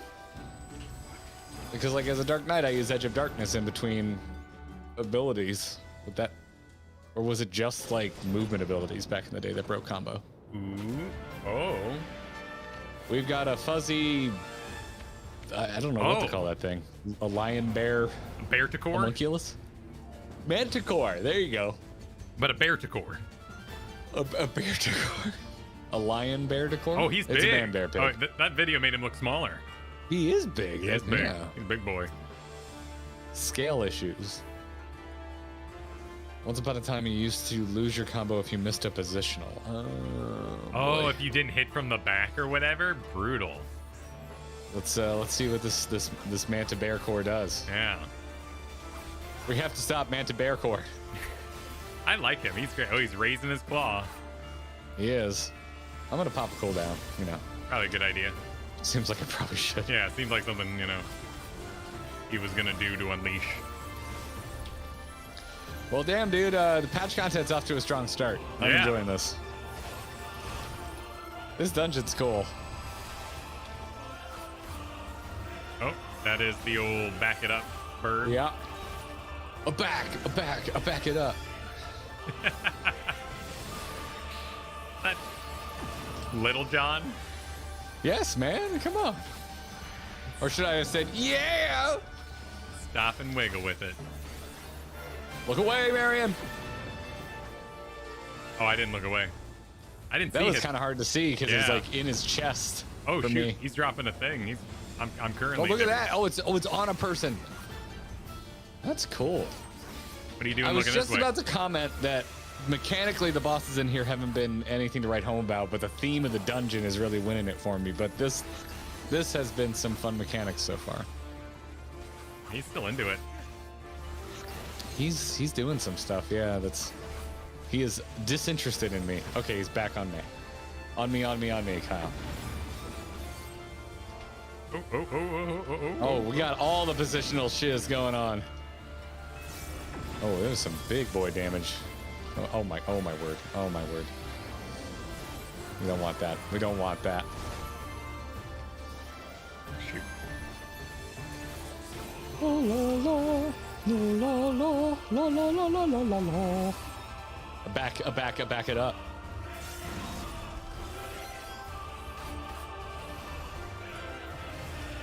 Trying to make use of my legacy movement here, and it actually does make things a little easier. I have one less button to press in my brain, leaving my camera still.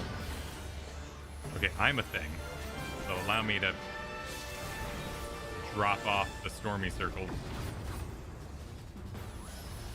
I think you're good where you are. Look away. Oh, thank you. Oh, I didn't do it in time because I needed my legacy. My legacy! I am uninterested in the legacy. I don't want to learn new things.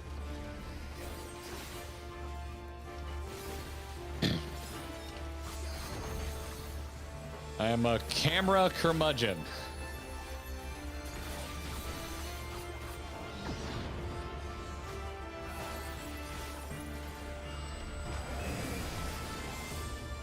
La la la la la la la la la la.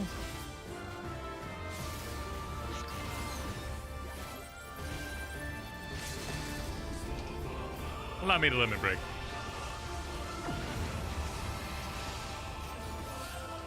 Dre, I got something to break.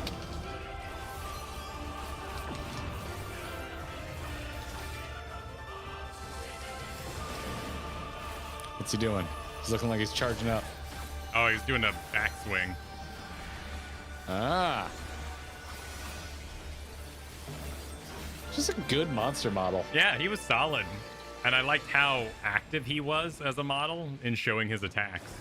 It wasn't just ground effects. He was actually in there like swiping backwards and doing little butt kicks and stuff. Oh, it was a person. Oh, that makes sense. Yeah. Based on what was going on there. And then, oof, gone. Lore. Mm-hmm. Lore. We were explained. We were taught why that mattered. The music played, but I'm sad. Oh.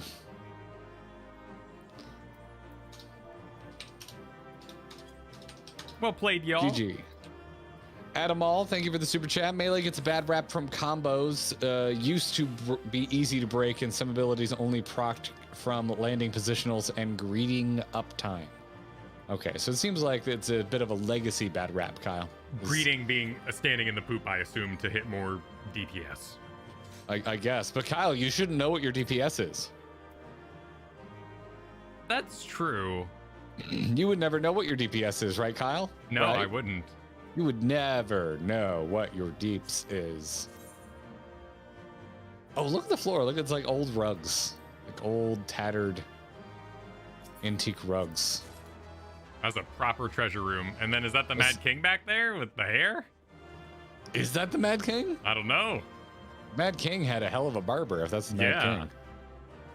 I mean, he looks like he could be mad with the eyeshadow, but I just the hair is pretty extreme. That's him, says chat. Nice. Awesome. Mad King's about to drop a 2010s, like I was gonna say like emo album, but back when we were into brightly colored graphic tees in like the 2011, 2012 area. Ooh, this is a nice. Ooh. Oh, yeah, what? This shot down the treasure hall.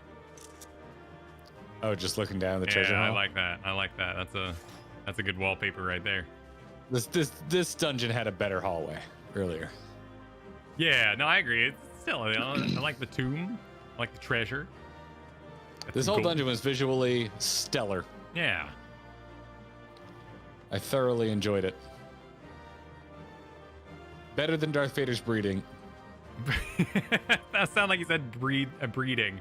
Yeah, I screwed up the word. Which technically he did breed, so it is canon. It's not better than his breeding though, because that's Luke and Leia, and they're great characters. I assume there'll be cutscenes, so we'll. I'm assuming there's going to be cutscenes as well. I'm going to hit record for clip's sake and sync up with you. Are you ready? I'm ready. 3, 2, 1, go.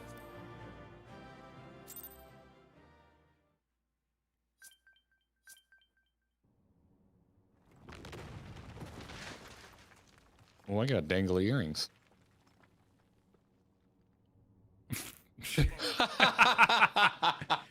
That's cute.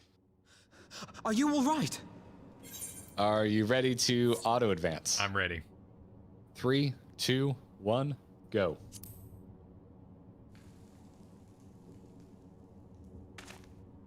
Aye. Everything's still attached.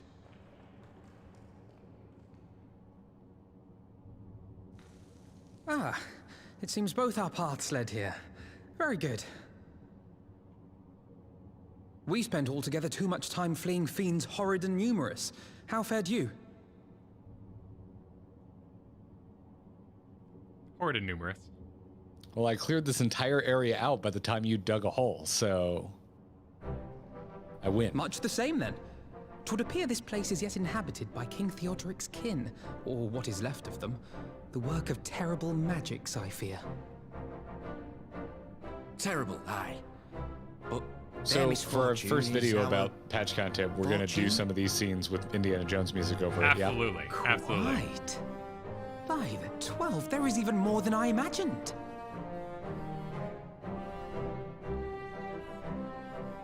Could we maybe get a cut? Need it for our house. Yeah, I need furniture, yo. Oh, I can't wait to see the look on Lisa's face. Thanks for believing in me, you two. I mean, granted, he wants to like donate it and raise up his people out of poverty, so our house can wait. Yeah, I'm starting to like Arnival. You can't really dislike this guy. He's super eager. He's got a sad backstory. He's altruistic. Oh, hey, now walk this out.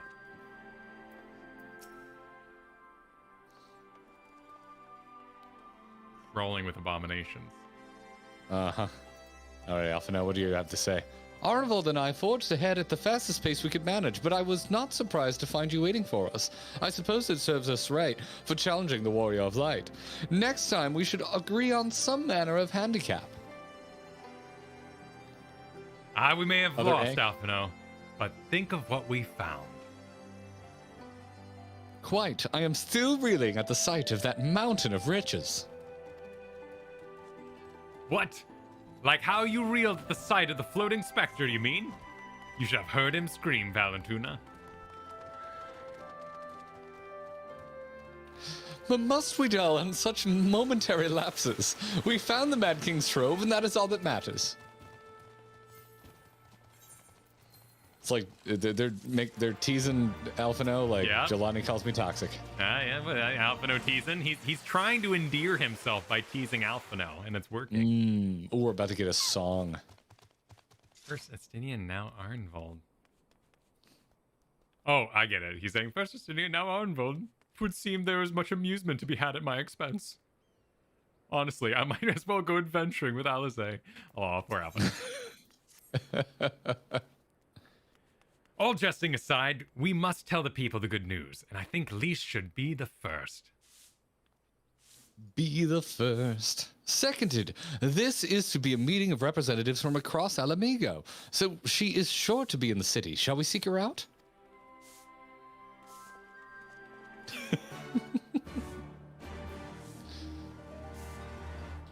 I like our through line today, Jelani.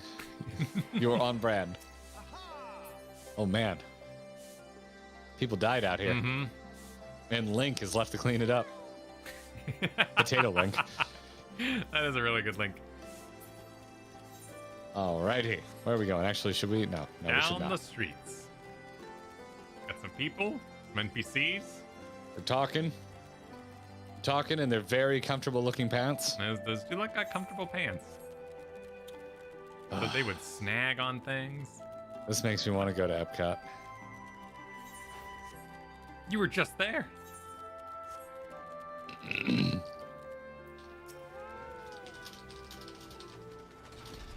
Oh, they have a foxtail. What is a foxtail? Yeah. Oh, Really look big at that. foxtail. Huh. I've never seen that before. Yeah. It's massive. All right. What's up, Lys? Oh, cinematic is what's up. This is reedy music, though, is my bet. Yeah. Reading music.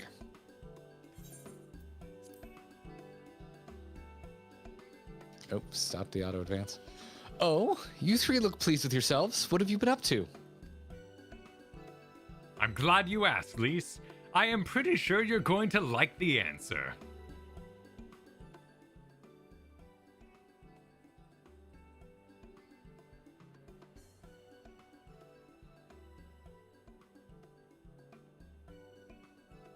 You're joking. The Mad King's trove? I thought it was a myth. So did plenty of people, but they didn't have Valentuna and Alphino in their party. The credit for finding it should really go to them. As for what to do with it all, I vote it goes towards alleviating the suffering of the Alamigo's poor.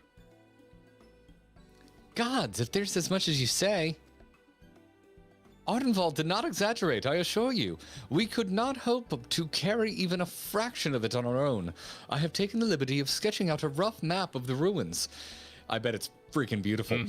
If you will assemble a squad of your most trusted freedom fighters, they should be able to follow the route to where the treasure lies. Understood. I'll make sure every coin is accounted for, and that goes for spending of it as well. Thank you. Oh, there is one more thing. When the time comes to drop a plan for the distributing of the spoiled, I would ask you consult Alphino. I don't have a head for details. I am not educated. I see that simply handing out sacks of gil won't solve everything, but I couldn't rightly tell you what to do instead. Oh, I know the feeling. I'd welcome any advice you could give us, Alphino. Of course, I shall be at your disposal. Commander, we got a problem. Deep breath. Tell me what happened. A mob's gathered outside headquarters and they've started making demands. You'd best come see for yourself. Yeah, the word spreads quickly about money. Well, that is true.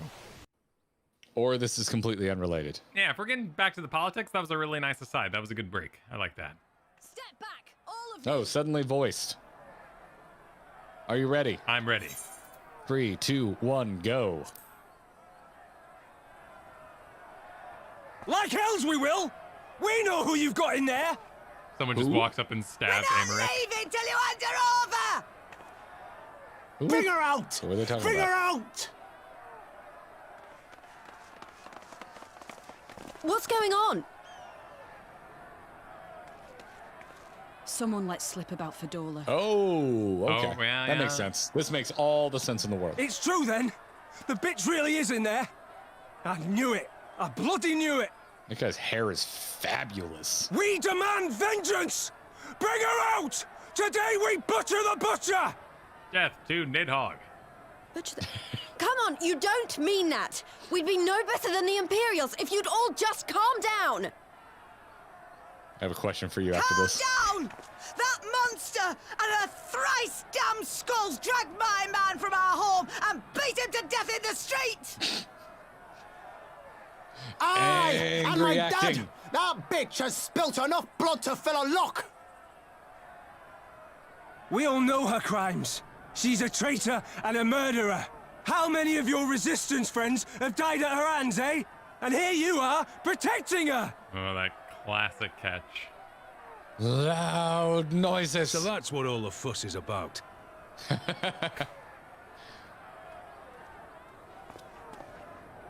Hearken to me, brothers and sisters of Alamigo. Kind of wish he was wearing day off clothes. Hey, who's this? That's the Bull of Alamigo. Just looks like Raubon wearing Master Roshi My friends, cosplay. you are not alone in your anger, your grief, your despair, for it is mine as well. That gnawing pain in your breast, it is enough to bring an old bull to his knees. But I ask you, brothers and sisters, to think not only of the family and friends who were cut down before your very eyes, but to think also of the ones who were abducted, the ones who may yet live. Where were they taken? What became of them? These questions demand answers. I share your thirst for justice, for vengeance. But we will gain only fleeting satisfaction if we give in to our base appetites. We will never know the truth. Now is the time that we, the people of Alamigo, must decide what manner of nation we will build for ourselves and for generations yet unborn. When they look to our example, will they see a people who held fast to their principles, or one who cast them aside when tried? I say to you, it is our responsibility to give these prisoners a fair trial, that they might answer to all of Alamigo. The Garleans called us savages, and I'll be damned if we prove them right.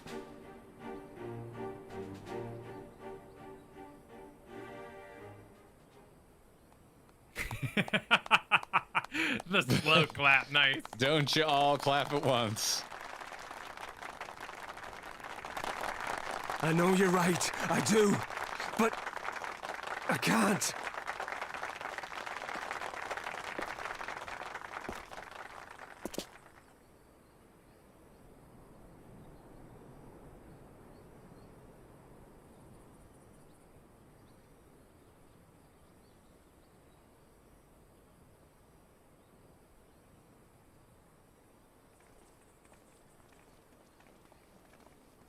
Well done, Robbie. All right, in my head, afterwards, they went and got a beer and talked it over. That's canon. They're now best friends. They golf together on weekends. Raubon playing golf? I mean, maybe driving range, where he's just smacking the crap out of the ball as hard as he can. Goes to Top Golf on the weekends. That was always my favorite part of golfing, when my dad tried to get me into it. I just Have you wanted to go to the finished your driving wings, range. Master Offino? Oh, Sin, thank you so much. I was just gifted an orchestrion and the Fallen Angel orchestrion roll. Oh. So I will get to blare Garuda music in my room. Oh, and they got me All I under the want. weight. Well done. Well done. Thank you, Oh, Seth. that means the world to me, Sin. Thank you so much. I love how aghast you were that I might suggest that Raubon would golf. I like the suggestion that he's one-arm golfing, though. It kind of puts I can't think of the movie where he just smacks the ball. Go in your home. Happy Gilmore? Happy Gilmore vibe to it. I can get behind that. As long as he's not playing like traditionally in his little hat, his little pants, his little plaid pants out there with Pippin. Okay, first of all, Raubon will wear a kilt. Okay? Okay. Secondly, one arm does not slow him down. Not even a little. That was a really good speech. Raubon is a very well through-lined character. I really dig him. He's really endeared himself to me throughout the expansions. You're right, it is all in the hips, Yankee Ruin. All in the hips. All in the hips. I'm engaging Lise. Okay, can we both agree that's Star Wars-wise that... why can't I think of the actor's real name? Because he's also in The Mandalorian. Oh my god. Wait, and The Mandalorian? The guy who played Happy Gilmore's coach is also in The Mandalorian. Oh! I forget his name. I'm just gonna go look up Predator, because that's what I always think of when I think of him. Why can't I think of the actor's name? The actor's name. Carl Weathers. Carl Weathers. Okay, so Star Wars, we can both agree that Carl Weathers fawning over Grogu is just pure vibes, right? Oh yeah, no, The Mandalorian's great. Wonderful, Wait, wonderful. was Carl Weathers in Predator? Yes, he is the other half of the arm wrestling handshake. Yeah. Dutch, you son of a bitch. Oh man, I completely That's lost. Carl Weathers in his prime, dude. Yeah. I did not. I know they were both Carl Weathers, but my brain honestly didn't connect that. Dude has had such a great career and has really because I love Carl Weathers nowadays. So when I say in his prime, I don't mean to to smirch him as an older man. No. Just in terms of pure physical presence, he's ridiculously jacked in Predator. He went on to do a lot of directing, I believe, too. Yeah. Didn't he? He directed his own Mandalorian episode, I think. I do believe you are correct. Yeah, my brain did not connect Carl Weathers' Apollo Creed and Carl Weathers' Star Wars. Or Happy Gilmore, apparently. Yeah, or Predator, or Combat Carl's great Toy Story 4, particularly the mini episode they did about the... I haven't seen Toy Story 4. It didn't have to happen, but it's cute, you know? Woody did not need to learn more lessons. Woody's not a good person.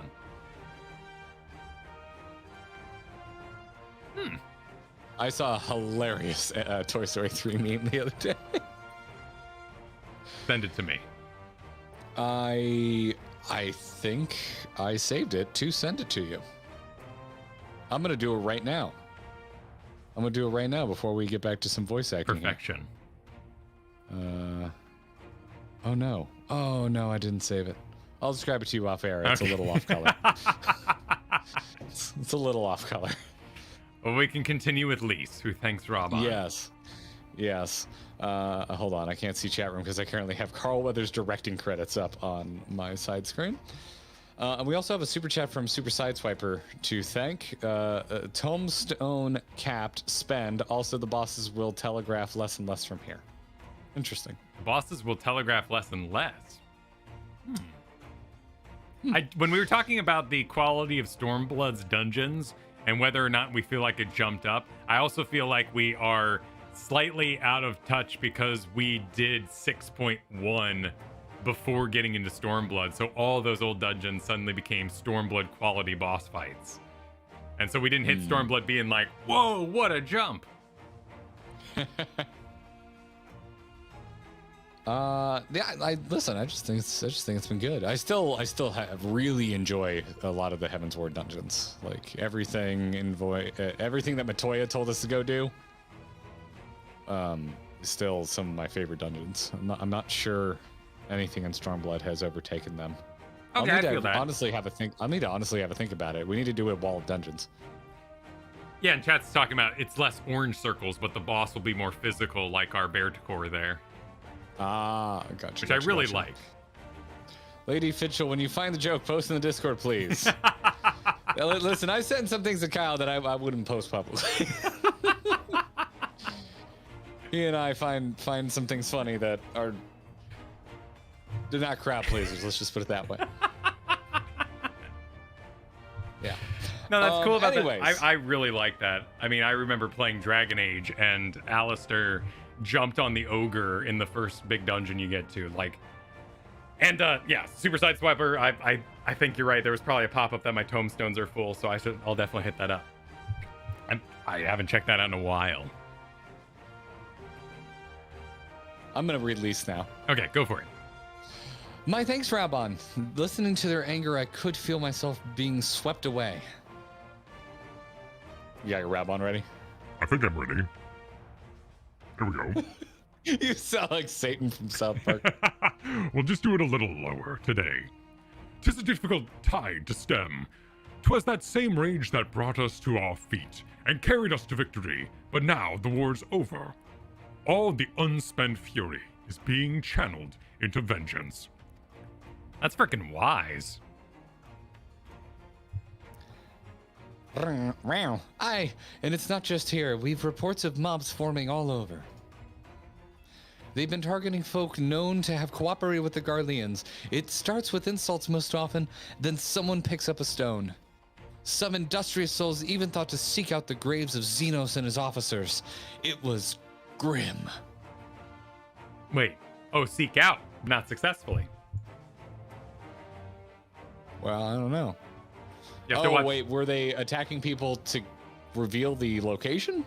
It's a seek out. They were seeking out their graves, which, if you watch Wednesday's video, you'll hear all about my theory. Wait, are you telling me if I watch Wednesday's video? Yeah, I would have told you about it when we recorded it Friday, but I'm teasing the audience that I won't share my Xenos theory. You'll have to watch the Wednesday video.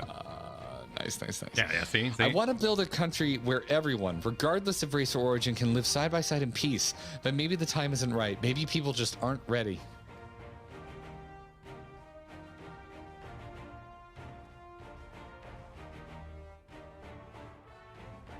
Soon, and I'll be damned if I'm going to give up before I've even begun.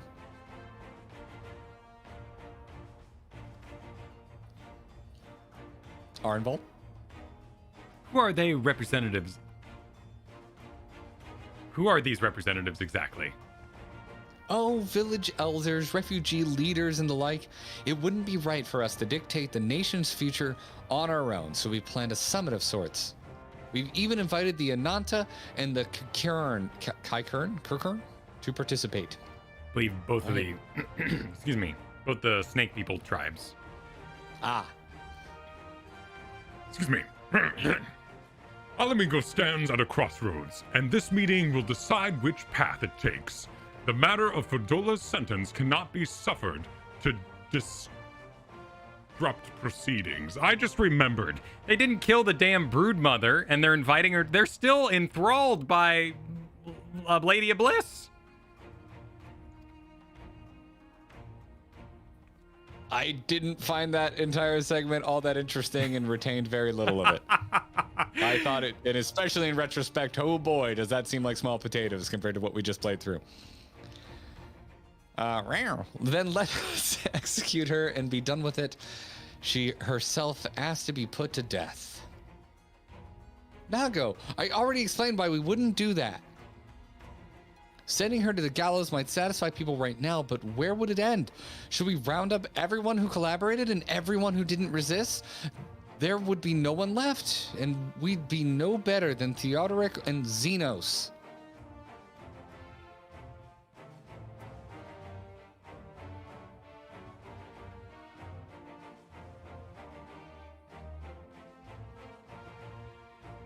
Begging your pardon, but might I be allowed to speak with Ferdola? Only, I caught a glimpse of her past, a moment of it anyway, during the fight. She's done terrible things, unforgivable things, but in some ways she's a victim of the circumstance in which she was born, and that's something I can understand. No, they're pulling in his past very quickly. This guy's echo is past. Yeah. Yeah. All right. Speak with the prison guard when you're ready, and I'll come and join you. I want to talk to her too. I'll return to my other duties then. We've barely begun to investigate the facility where they gave Fordola her powers. Be fairly warned, friends. She will test you. Don't let your emotions color your judgment when she does.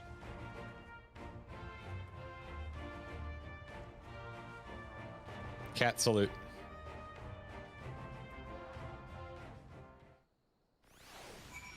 I feel like maybe they need more than one guard. just a thought. Winkle, thank you for the super chat. But what they mean by telegraphs is that it will be more so that the boss does an animation and not floor AoEs. Which is cool. So the telegraphs will be more subtle. Yeah, which means you might need to have more previous knowledge to beat the boss because they would do something you don't understand. But kind of like you had that tank breaker on you there where he sort of raised his claw and chilled for a bit. That made perfect sense. So hopefully they're all easy to understand like that situation. Oh, this is a cool sword. Whoa! That is a cool sword. This very cool sword. Super Side Swiper, thank you for the super chat. Tip, you can change the currency at the bottom of the screen to any other currencies you like. Oh, like I can trade out Gil here for... Oh, look at that. Yeah, if I right click it, I can see flame seals. It doesn't do tomestones, but it does do flame seals and MGP. That's a neat tip. And I am full up on poetics. Can we go to the poetic vendor yet? Have we been to the new Idleshire? As it were? Isn't it Rauger's Reach? Oh, is there a tombstone vendor in Rauger's? Oh, I don't know. I haven't gone either. I cashed out my tombstones a little while ago. We don't need to drop everything and go do it right this moment, though. It is interesting, though. I'm going to see if I can set it to Yeah, I'll set that to PoX for now. That's cool. Let's talk to a prison guard. Oh, yeah. I'm not even close to maxed out because I cleared mine out a while ago. We're just entering here. All right, let's go. Oh, suddenly cinematic.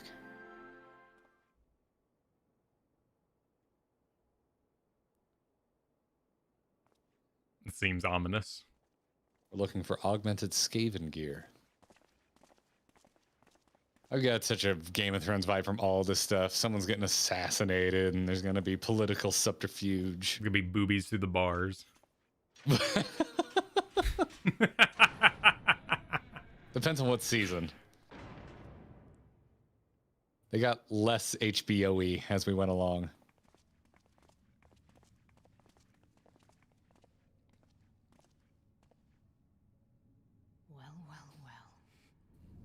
So many visitors. Come to have a good laugh, have you? I'm ready. Sync up. I'm ready. 3, 2, 1, go.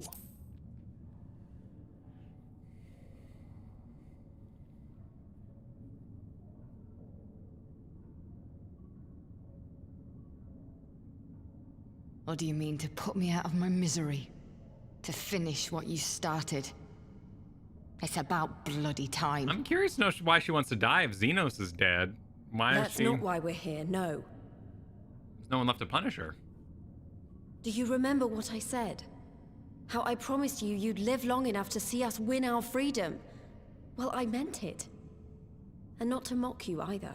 Except for the mob that wants to kill her, you know, obviously. You're wasting your time. All of this is pointless! There's no reason to keep me alive, and you know it! Or does she know? I killed your men. I killed my men! And you know what my only regret is? That I didn't kill you when I had the chance! That's a lie, and you know it! You think we can't tell what you're trying to do? That we're blind? Yeah, you're a fool, but you're not stupid. You're ruthless. Relentless. You'd give up anything and everything to get what you want. You didn't come this far, climbing over the bodies of your own brothers and sisters just to piss it all away. I see you, Fordola. I see you for what you are.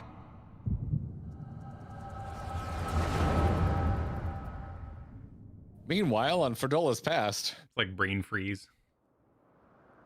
Oh, I drank my Slurpee too fast. Good establishing shot with the Garlean banner. Mm-hmm.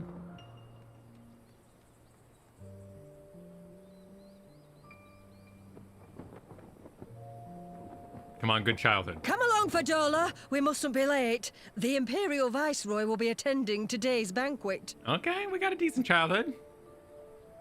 Now, Dad, are you okay? Right. Yeah. All right.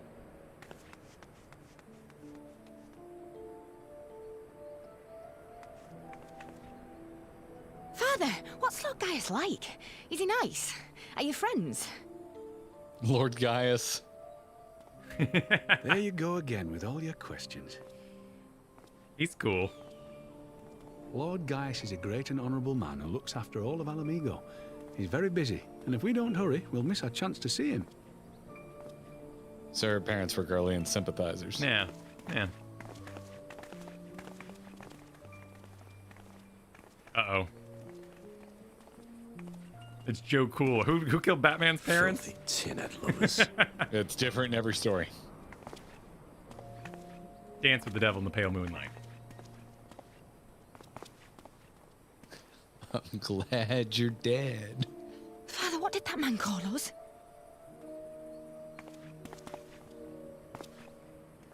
Joe Chill. Joey Cool works too. The little tin-head lover doesn't know what she is, eh? A traitor, sweetheart. A backstabbing bitch who gladly betray her kith and kin to gnaw on what few scraps the Imperials deign to toss her. Like your bastard father and whore mother. Whoa. That's a yikes from me. Yeah. That's not true! My parents are good people! They've never done anything like that!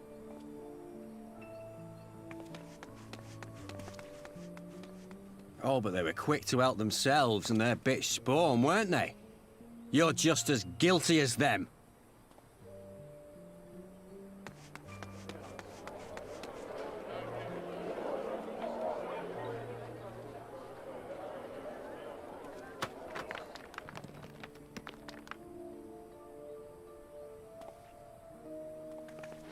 This old lady throwing stones? Fadola! Yeah. Throwing the first stone. Traitors! At least her parents were good. That's not the problem. I mean, you know, politically questionable, Please, perhaps. you have to do something. My husband and daughter are in danger. Soldiers of the Imperial Army are under no obligation to intervene in the disputes of arms.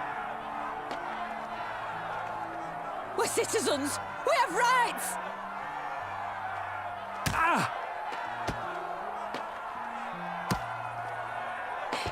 I'm scared. It's all right. It's all right.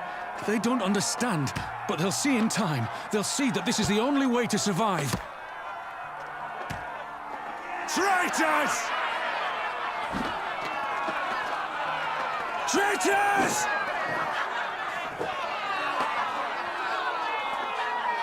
Oh, jeez. Oh, no. Oh, no. This hits different as a dad. I don't like it. This is... Oh, no.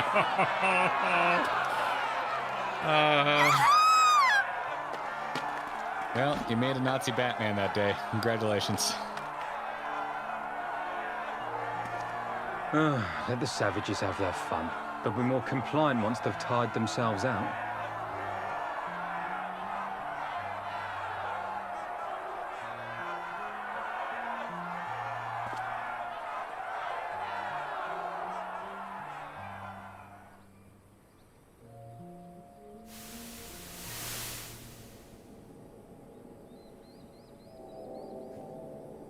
I feel angry. Yeah.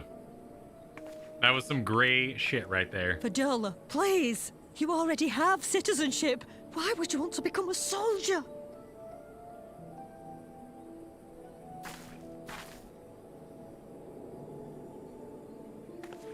Oh, gods.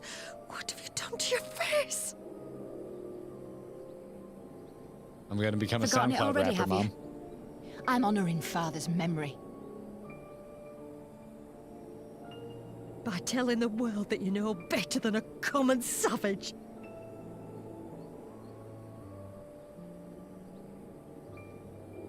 Am I though, Mother? Are any of us? Can't you see? Citizenship means nothing to them. If you're not a pure-blood Garlean, you're no different from any other savage. So I'll play the part. I'll join the Legion and I'll make them respect me. And when the mob see that, they'll think twice before throwing their stones.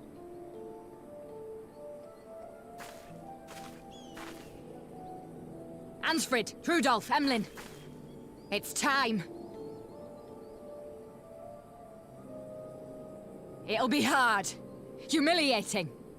They'll try to break us. Send us crawling back to our own kind. But we won't, no matter what. We'll bleed for them, die for them if we have to.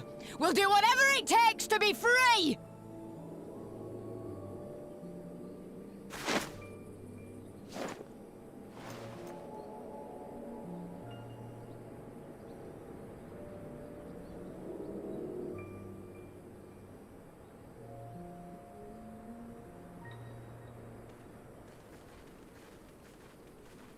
Hey, Kyle, look, shades of gray. Right.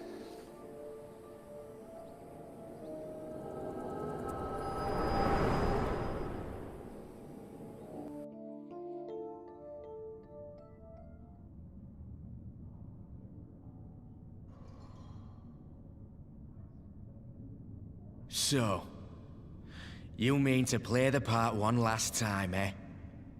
The unrepentant traitor whose death will serve to unite the people? Shut up. You had every chance to kill yourself. Fashion a noose from your clothes, wait for the guards to leave you alone long enough to slip it over your neck. I said shut up! Oh, but then it would have all been for nothing, wouldn't it?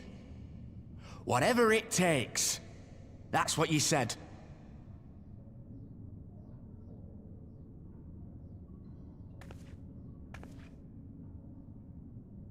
Been in my head, have you? Had a little peek at my past? Not willingly. And what? A few stolen memories tell you everything you need to know, Can't do really they? control it, lady. Ma'am, this is Don't a you Wendy's. dare patronize me! You don't know a god's damned thing about the life I've led! The bastards that killed him. The bastards that let it happen. My father deserved better! I swore I'd do whatever it took to make them pay! Oh, she's still got the power.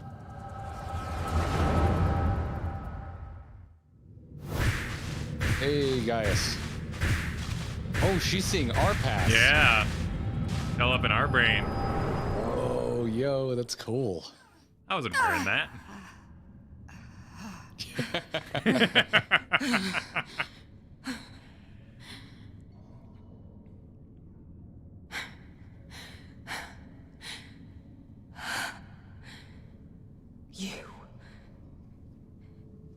You. All that power. All that pain. It's too much. Too much for anyone. The things they've done to you. The lies. The betrayal. The endless fighting. Yet there you stand. Unbroken. How? Why? I really like being included in this. That's what Oh, heroes do, shit, should be one of the yeah. options.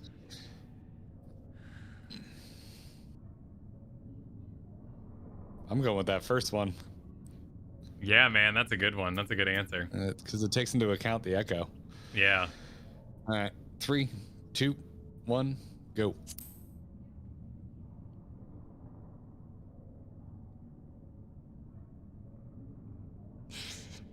Damn you.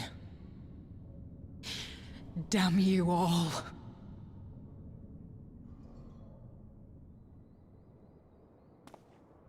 You still have time, Fordola. Think about how you want to spend it.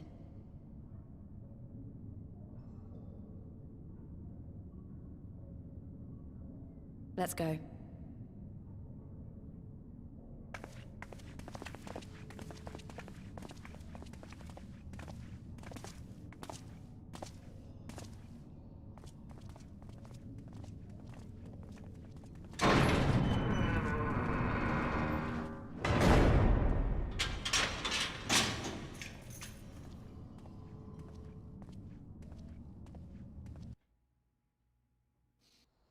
That was heavy. Yeah, that was intense.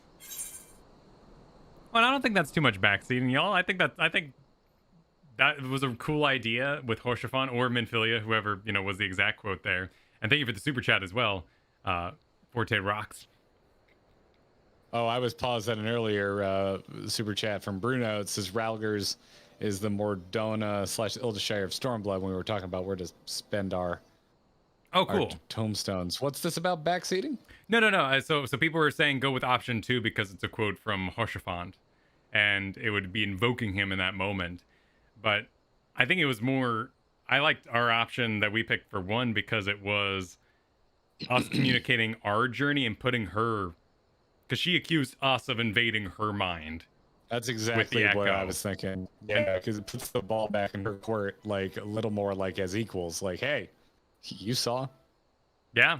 So I'm acting based on information I acquired from you. Now you react on information you acquired from me. I think it was a good put down of what she was being angry at us for. But that is cool. I think it also too is leveling with her. Like, hey, as you just experienced, it's not like I've peeked into your past on purpose. So no, I more so for gameplay sake or stream sake, I didn't see that as backseating at all. I thought that was cool that you all were excited about option 2, and we took our own option, not in revolution of your suggestion or anything like that. Yeah, I didn't see because I was paused up at an earlier super chat. I didn't realize how long that cinematic was going to be. My clip is 13 minutes, Kyle. Yeah, that was a big one. It was. Go from like vibing with Arnvald and Alphino to like some really heady, heavy stuff. Where are you? Am I not next to you? Where are you? Oh, I was still in the continue screen for a bit there. Oh, hi. Yeah. There you are. Hello. Hello, Papa Talalimo. Talalimo. Lee says, I don't know if we solved anything exactly, but we've given Fordola something to think about at least. Arnvald? Pardon me. I was just giving the chat a poll there because I was curious. And I found something new to think about too. I don't know about you, Val, Tuna, but the visions only once come to me every now and then. From the way Fordola kept wincing, though, I get the feeling she's having them almost all the time. That's a lot of bad memories to deal with. I wonder, could there be some fundamental difference between one who was born with the Echo and one who has been artificially imbued with it? Well, since the immortal flames have been scouring that research facility ever since the liberation, there's a chance they might have some answers for us. General Aldin's over there overseeing the investigation. Let's go and pay him a visit, shall we? Nodders.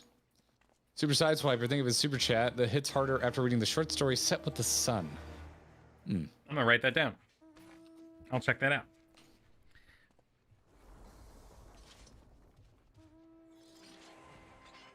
We do not need to teleport.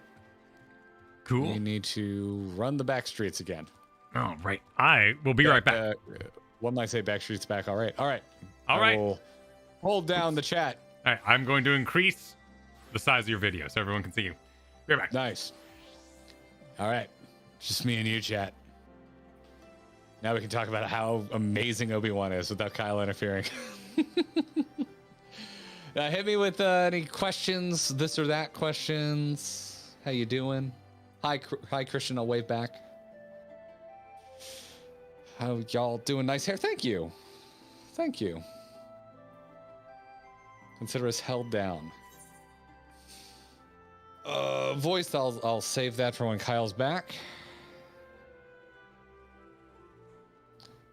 And we'll hold that back. Sin says, like my blades. Ooh, your blades are cool. Those are cool blades. Oh, they're like short blades. Nice. Let's see. Garrett, have you watched RRR? It's on Netflix. Coolest movie I've ever seen. No, never heard of it. Don't know what it is.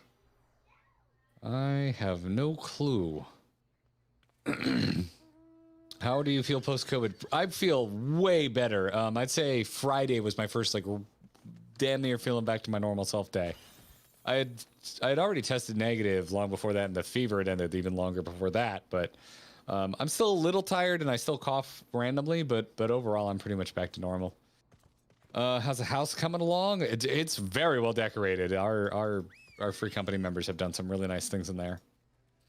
How do you think they're handling the villains so far? I really like it. I loved Xenos. We're going to really get into it in our Wednesday video, so I don't want to give away the goose too much, but I really liked Xenos.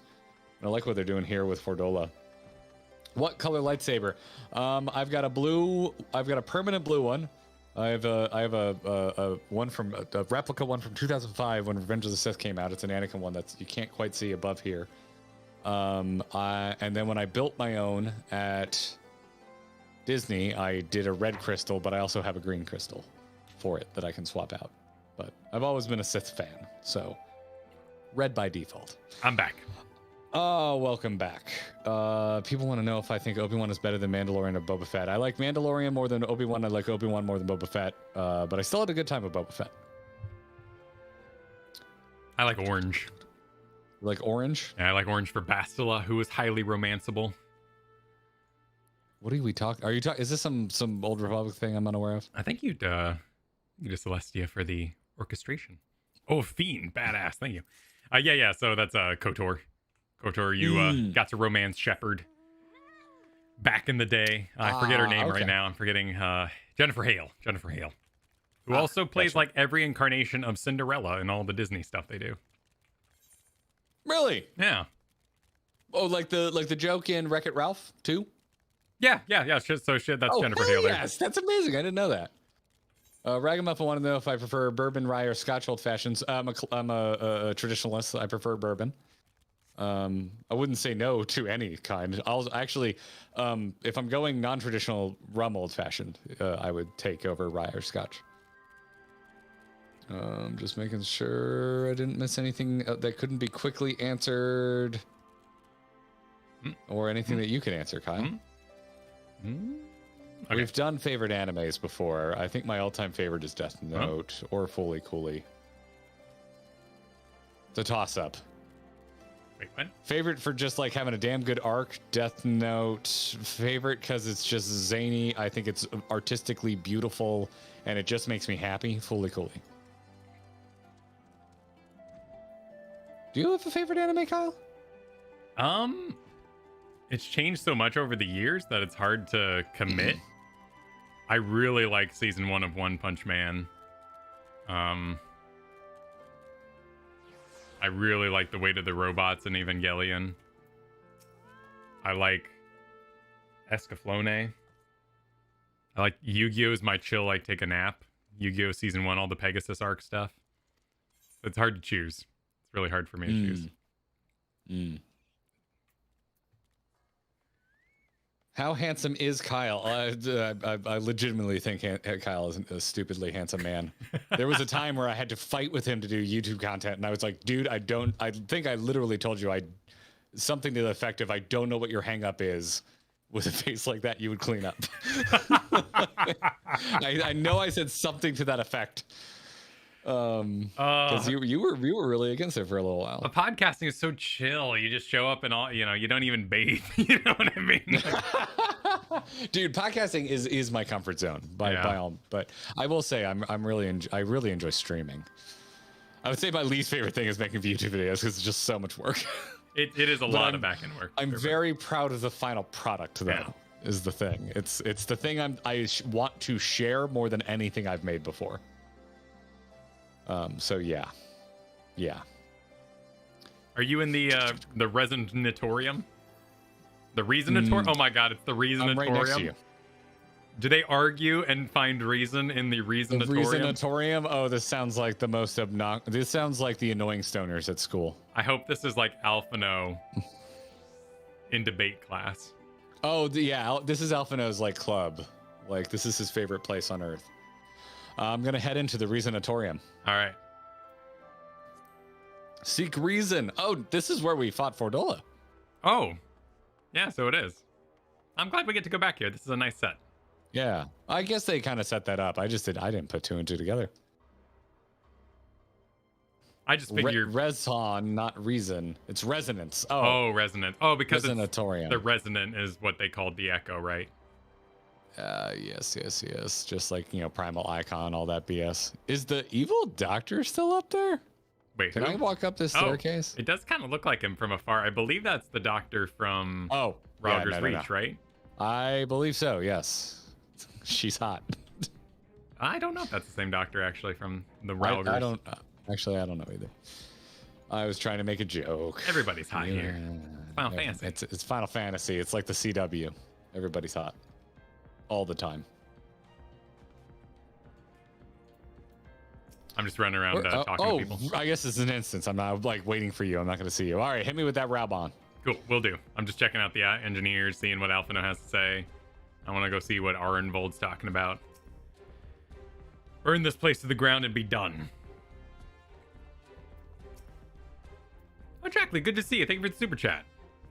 Oh, I got my booster shot today and have fallen very ill, so I will spend much time hibernating and watching VODs. Thank you, Garrett and Kyle and all of the GG crew for helping me get through the hard times. Much love and peace.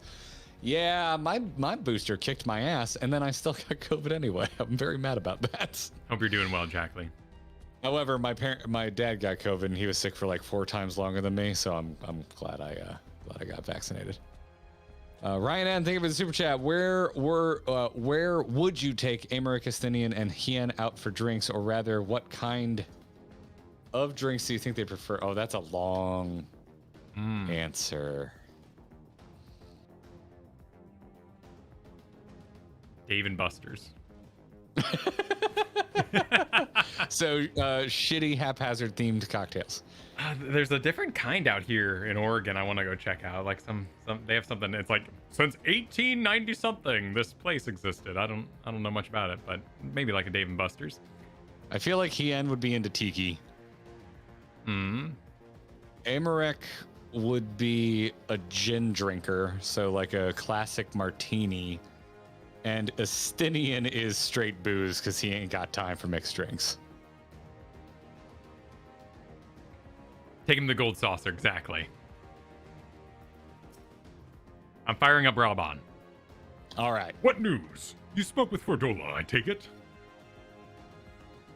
Yes, as expected, she didn't say very much, but it wasn't a total waste of time.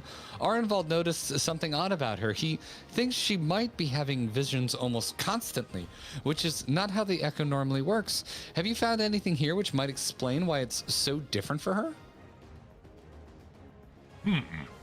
We've been hard-pressed to just organize the research materials, let alone study them. To be frank, I'd welcome the Scion's expert assistance if you have the time to lend a hand. We need Y'shtola up in here. She'd be all over this explaining stuff. Yeah, where the hell is Y'shtola? I know she was upset that she didn't recover yet when she got to go fight Talise, but it's been 3 months since then in real world time. Yeah. Also, we got a couple super chats. One while you were gone that I screenshotted and meant to mention. Oh, cool. Voice sent in a super chat that said that implies Fordola's false echo never turns off, that she is seeing the pain and suffering of everyone she sees and how tortuous that must be. Oh, jeez. Yeah, so I'm picking up on that now, but I didn't pick it up at the time. And I just thought it was interesting that she saw our past after being mad that we saw hers. Yeah. And then Super Sideswiper, think of his super chat. The scientist died, you killed him. Also, those blankets conceal bodies. Oh. There's blankets? Oh, there are blankets. There's a lot of Lalafels. Oh my goodness. A high percentage. I mean, it could be, you know. It could be even darker, so I'm going to go with Lalafels. Poor potatoes. All right, I'm gonna click on this Magitek pod. Wait, hang on. Why is the pod? I guess we have to investigate multiple things. Go feel the pod, Kyle. Feel the awkwardly. pod. Make sure you're really Squeeze the pod. You're really patty cake. The device in which Coeurl was held seems even more ominous now you know its purpose. The surrounding pods are marked supply subject, while this one bears the label master subject. Huh. I guess Coeurl had really good echo. Some of that premium echo. Yep. Oh, Ironworks engineer says the Ironworks received a request from the Alliance to analyze these devices, and I've been recording everything of interest. Did you notice the labeling? All the pods are designed to drain the ether of the occupant. Save that one right there. Unlike the others, the interior has been fitted with an array of sensors to measure etheric waveforms. To what purpose, however, I couldn't tell you. So they didn't siphon off Coeurl, possibly? They were just studying her? That's what making it sound like? But then how did... Because they really visually made it seem like there was one-to-one link. Like, Coeurl went in the pod and Fordola got echo powers. Dude, go over by Alphino to the left there. Like, this room has a lot of bodies. Where left is and Alphino? Right. Well, I mean, if you look out in the distance, man. Yeah. Oh, yeah. Yeah, sorry, that's I already noticed that. Okay, so cool. Are these all experiment bodies? Or are these also, like, guards and stuff that we killed as we entered? That's a good question. I just kind of assumed it was people who died fighting, but could be subjects. I mean, Lord knows. Jonathan Harrison, thank you for the super chat. Wednesday's video, wall of drinks. Oh my god. Maybe when we get to Endgame. that would be a stream. That would be a stream where we that would have to be in person, where people shout characters at us and I'll make us drinks based on what I think they would drink. And we'd have to break it up over multiple nights so we don't die. We'd have to have a 3-character minimum or maximum. All right, Kyle, I'm going to click on this fallen scrap of parchment. Oh, okay. I will read the Flame Investigator. You do the fallen scrap of parchment. Well, you have to do the fallen scrap of parchment. It's part of the quest. Okay. The fallen scrap of parchment reads, idle conversations prohibited, eating and drinking trails off. The fallen scrap of parchment appears to list facility regulations, but nothing of any interest. Flame Investigator says, so many bodies, every one of them a victim of these experiments. Oh, there's my question answered. Few show any signs of external injury. From what we've been able to determine, they perish from forcible aether extraction. Such a miserable way to die. Yeah, I got my answer. Did that give you a 2 of 2? Yeah, it did. Oh, so hey, we actually read different things. Neat. I did not get a 202 from the scrap of paper. So where did you talk to who'd you talk to? She's past Robon over there looking over the sea of bodies. Oh, okay. Oh my god, I'm so dumb. There's a freaking meteor icon. I thought we were supposed to hand it up there after we found the thing. Beard again, thank you for the super chat. All the pods but Coeurl's were batteries. Coeurl was the pattern they were trying to copy. That makes sense. So they were extracting and then using her as the blank. Is that something we were about to find out though? I can see it being. I don't think it's a spoiler because it was suggested by the subject master kind of tagline from our talk with the Ironworks engineer. So fair. An analysis. Let's see what Rabon has to say.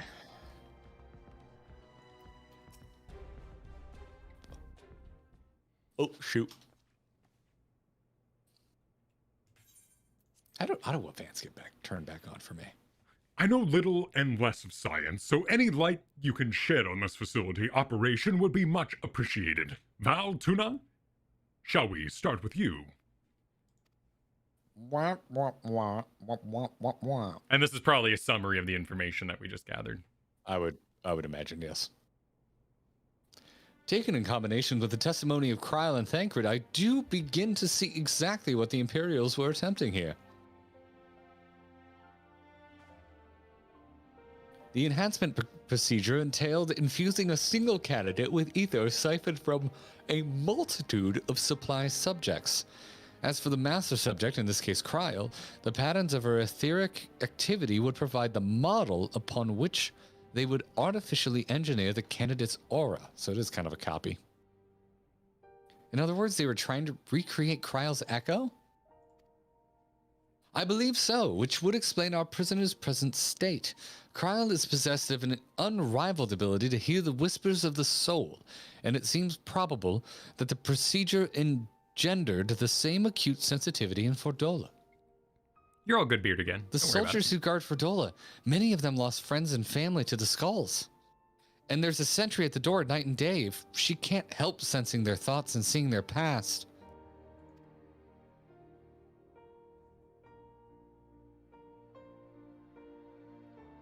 But you don't just see their past, you live it.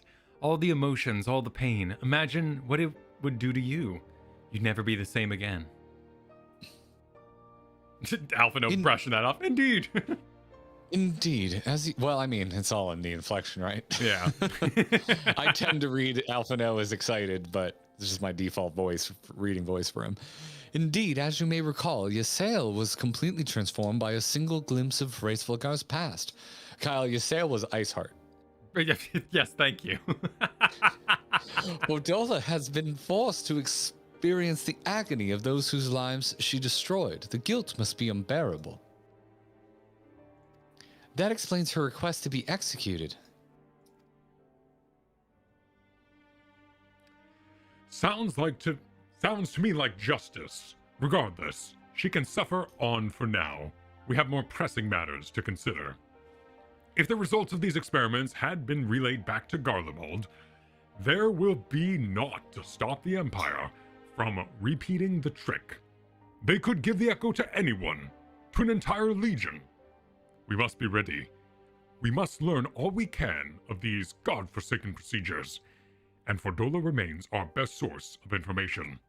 She'll not be getting her wish, not yet. Right.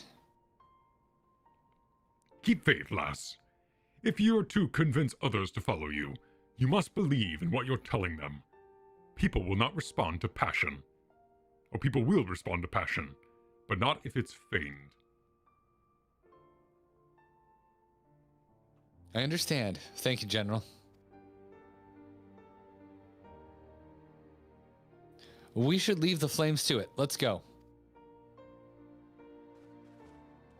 I'm sorry. Can I take? Is anyone using that rug? Can I take that rug? Just roll it up. I got a house recently. Do you mind if I take some stuff? So is there a big concern with them being able to get the? I mean, I guess it also gives them a way to channel ether, which we've already seen. But are we concerned that it'll give them it'll make them immune to primals? So if they decide to try and weaponize primal indoctrination, that they can, all their soldiers are just immune to it? Oh, that's an interesting thought. I think my immediate thought of Raban's understanding would be he's concerned about super soldiers that could slightly see the future and intend the soul and fight as well as Fordola did. So you'd have a whole battlefield of Fordolas. Yeah. Judging if that's the same facility, and don't help us out, chat. We're just theory crafting. If that's the same facility that Xenos was empowered in, like 90% of those would be bodies that went into him so that he could control Shinryu. In which case, it probably isn't cost effective to make Xenos level resonant people.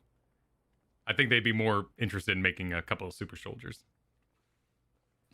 Okay. Yeah, that's a more direct line with what we've already seen, especially in how it ties into Fordola specifically. Might be overthinking it. Yeah, no, I'm expecting the Empire to mess up big, whether they start the Omega Device, not the Omega, but you know what I mean, that's a word that's used in fantasy. They're gonna start the device that fractures the sky or something. They're messing with powers beyond their comprehension. Yeah. Well, I mean, Asgardians do. Exactly. You want a Bahamut? That's how you get. This is how we got a Bahamut. This is how we get Bahamuts. All right. What's Lise got to say? Oh, another cinematic.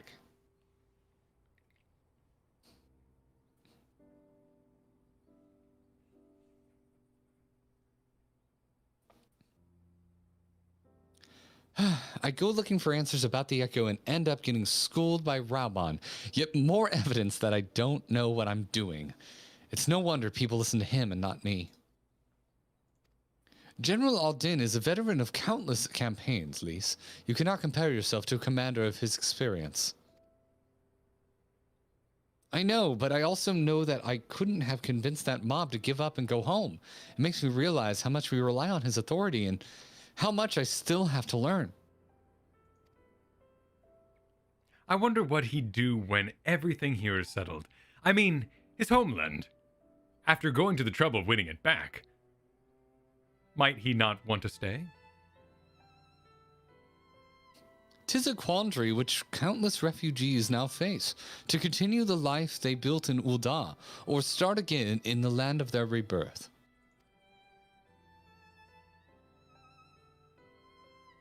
Oh, it's been a long time since we've thought about the refugees in Ul'dah. Yeah.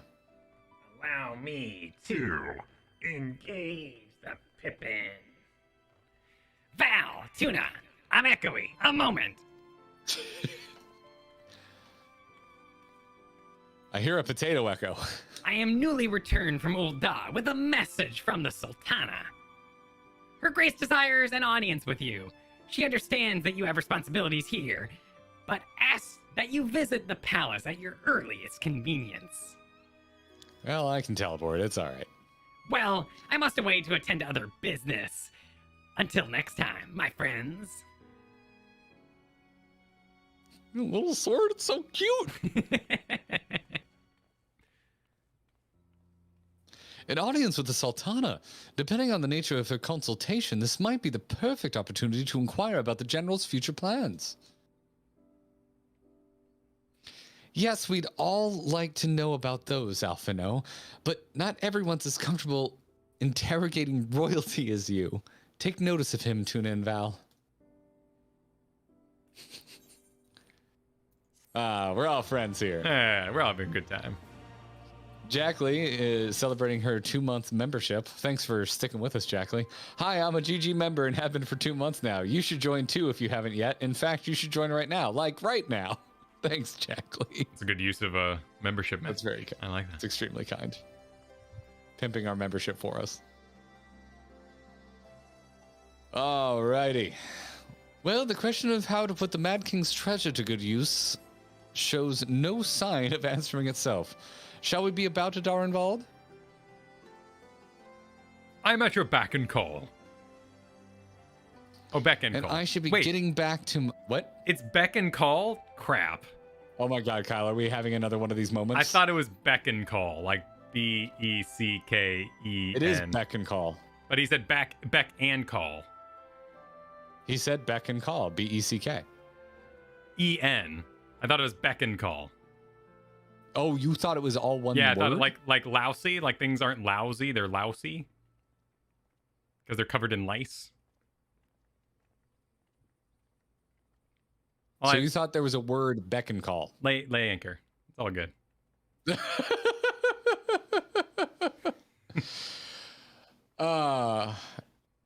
At least it's not intensive purposes. Lee says, and I should be getting back to my own tasks. I'll organize a squad to head down into the ruins, then start preparing for the big meeting. Oh, send Nanamo my regards, Tuna and Val. And ours too, if you please. We shall see you on your return. Bone apple tea right there. Oh, jeez. All right. Mihai, thanks for being a member for 2 months. Says second month already. Time flies when you are listening to GG. Yeah. Thanks for being a member for 2 months. I can't believe it's been a month already. I know, right? I feel like we just pressed live on that thing. I was so excited when we got approved and all that. Kendrick, thank you for joining our membership. And same goes for Matthew. Welcome to the Gearbox. Enjoy your emojis. Also, if you're in our Discord, you should be able to connect your YouTube or your Google account to your Discord, and you will get access to the member-only channels in the Grinding Gear Discord. I'm gonna find that tombstone vendor because I am packed. Let's see. Noise. Or I guess I could just go. Isn't there like a universal vendor sitting in Snowy Land? I think so, yeah, but we're pretty close to Ragos. We should be a cheap teleport. Because we got traders. There's a lot of traders along the edge. I'll go check out those. Got a bunch of memberships coming in. Thank you, everybody. Oh, I tapped away for a hot moment. For a hot moment. Did I miss some? Ended with Kendrick. I'm all caught up. Yeah, no, you got it. I was too busy thinking about my my vendors. Look for the big hallway. Okay, big hallway. There are more shops disband over there. And reform because I didn't get a teleport toast. No discounts allowed. Well, I don't have many tombstones. I have 347 at the moment. Here we go. Gear exchange. Gear exchange. Gear. Skaven, but it's not spelled like Warcraft or Warhammer Skaven. Shame. And 2s are always better than 1s, I believe, is the word. Nope, these are just more. Gonna port out there just to see where it is for when I do naturally get completely effing full. These are full of stuffs. Alger's Reach. Oh no, 271 gil. How will I ever Gear financially exchange. recover from this? Okay. Token exchange. Oh, yeah. Poetics. There are so many blue quests out here. Is all of this stuff for ether currents? No. Okay. Ooh. Pyrotech, thank you for your for signing up to be a member. Welcome to the Gearbox. Enjoy your perks. And Steven's No Good, thank you for the super chat. Final Fantasy XIV, a vocabulary reborn. It's true. That's for freaking sure. Burr, burr, burr, burr, burr, burr, burr, burr, burr, burr, burr. That's a What nice does this stuff look like? What do I have? Lots of bags. Lots of bags. Try on. Oh, damn. This is some serious Kugani looking armor. I need this. All right, Kyle, you want to grind some dungeons this week? Yeah. Well, we got fresh dungeons. We got some dungeons to do, the optional ones that were released with 4.0. Yeah, but I need tombstones. So. Oh, right. We got to do it in the roulette, don't we? We can't just walk in there. Yeah, for maximum tombstonery. Yeah. Okay, we can do that. What does level 2 look like? I want to see what you're looking at. One. Let me see. Level 1 looks great. Oh wait, are you on 2 or 1? I was on 1. Okay, I need to go. The first one on 2 is hideous, in my opinion. Oh, I do not like level 2. Level 2 looks silly. Let me go see what you're looking at on level 1. Level 1 is super, like, east-looking armor. Level 2 just... It looks like an Allegan nightmare. Or not Allegan. Garlean. Okay, yeah, you got some nice scale mail kind of going on in there. Yeah, level 2 is not my vibe. Level 2 is not my vibe. Arwojo, thank you for the super chat. I see a nice white as well as other colors t-shirt with the GG logo and all our features very soon. I need to make some merch. I need to take some time and make some merch. Yeah, I know level 2 has better stats, but I'm here for the glam. Yeah, because level 2 comes out after level 1. And someone last stream said once we get a full tombstone set, we'll be geared up enough to do Shinryu Extreme, which I definitely want to try out. Ooh, that was a really cool fight. I would just like to retry Shinryu now that I still don't understand the mechanics. Yeah, we got mad carried by healers too.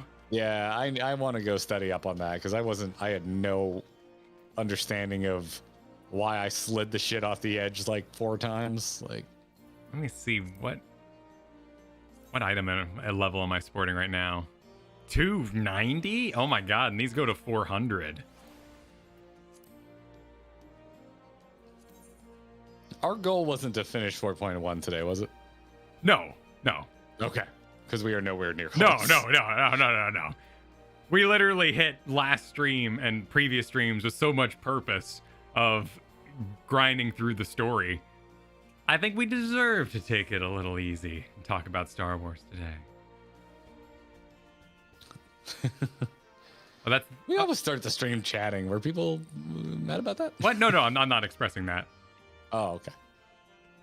We always spend about the first 30 minutes of chat just like, letting people file in, chatting about nonsense. Super Sideswiper, thank you for super chat. Oh, that gear you'll get by doing post 4.0 quests. Wait, what gear? I don't know. I don't know what that was in reference to. I will await a follow-up. In the meantime, Nicholas super chatted. Fun fact, Skaven gear, us made by Nero Tolskeva. Oh, cool. Oh. Hand designed by him. What was the priorities on items? It was, I think it's chest and pants. So item first, and then chest and pants, I think. Is there a weapon vendor? Do you have weapons? Kyle, what was the thing that let you try on stuff and keep piling on with the try on? There's like a little save button in the middle right side. Middle right side? Yeah. I don't see it. Yeah, the fitting room? Yeah, you go try on, and then it looks like a piece of paper with a pin in it. Save, delete outfit. Oh, okay. That made no sense to me. But Token exchange. Now I see. Oh my goodness. Okay. Totem. Oh my goodness, there's so many buttons. What button do I even want? Yeah, no, I don't. The Skaven gear ain't doing it for me. Skaven exchange. Okay, so the lady in the red top over here, she's got the weapons. I'm gonna take Aaron Steinberg, thank you for the super chat. Happy birthday, take off your pants and jacket. Oh, is it an anniversary for that album? Wait, what? It's the second most famous Blink-182 album, arguably. June 12th, 2001. So it is, holy crap, 21 years old enough to drink. Oh, this thing's pretty cool. That is like the album I think of when I think of high school, because it came out the summer before I entered high school.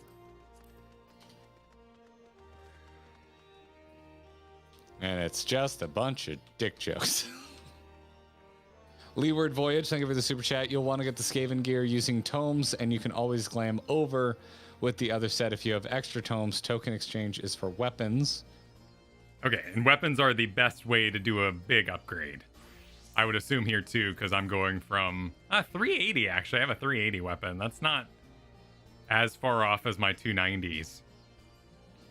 Gotcha. Oh, Super Sideswiper says the Kugani gear you want. Oh, awesome.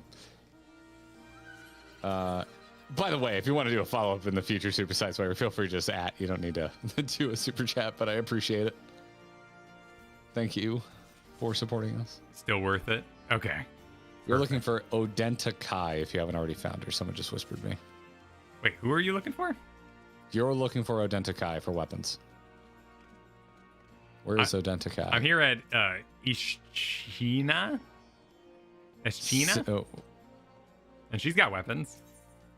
Oh, Odenta Kai is a weapon. Oh. Okay. Oh, shoot. I can get a katana as a Dark Knight. I want this very badly. I wish I hadn't spent all my tomestones. I'm gonna do some grinding this week.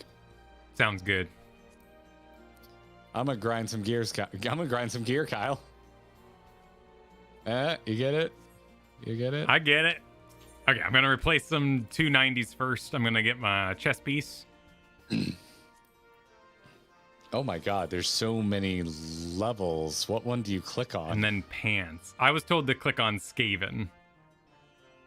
I don't see Skaven at the token exchange. Oh, yes, I do. It's literally the last damn thing. My bad. Oh, but that's not what was just linked to me.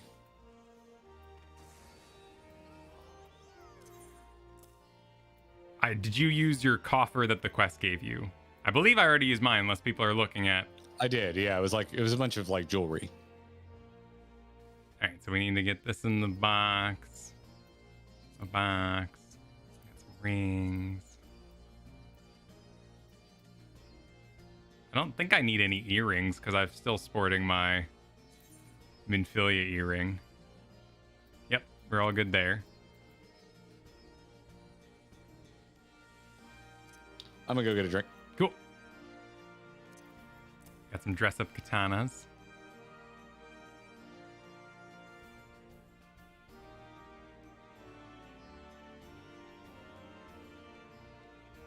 That armory chance makes you wince. You'll survive. You'll survive. Plus, it's prettier than most people's, I'm going to assume. Don't inventory shame.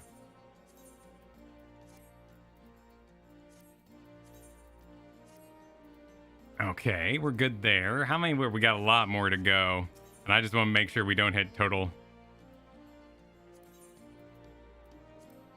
And miss out on the sweet tomes. All right, did we get some pants? I need some pants. Okay, we're good. What are you?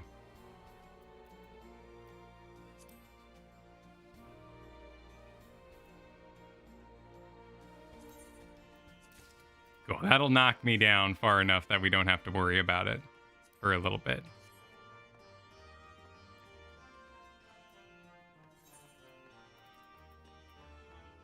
All right. This needs some cleaning, but it's looking all right.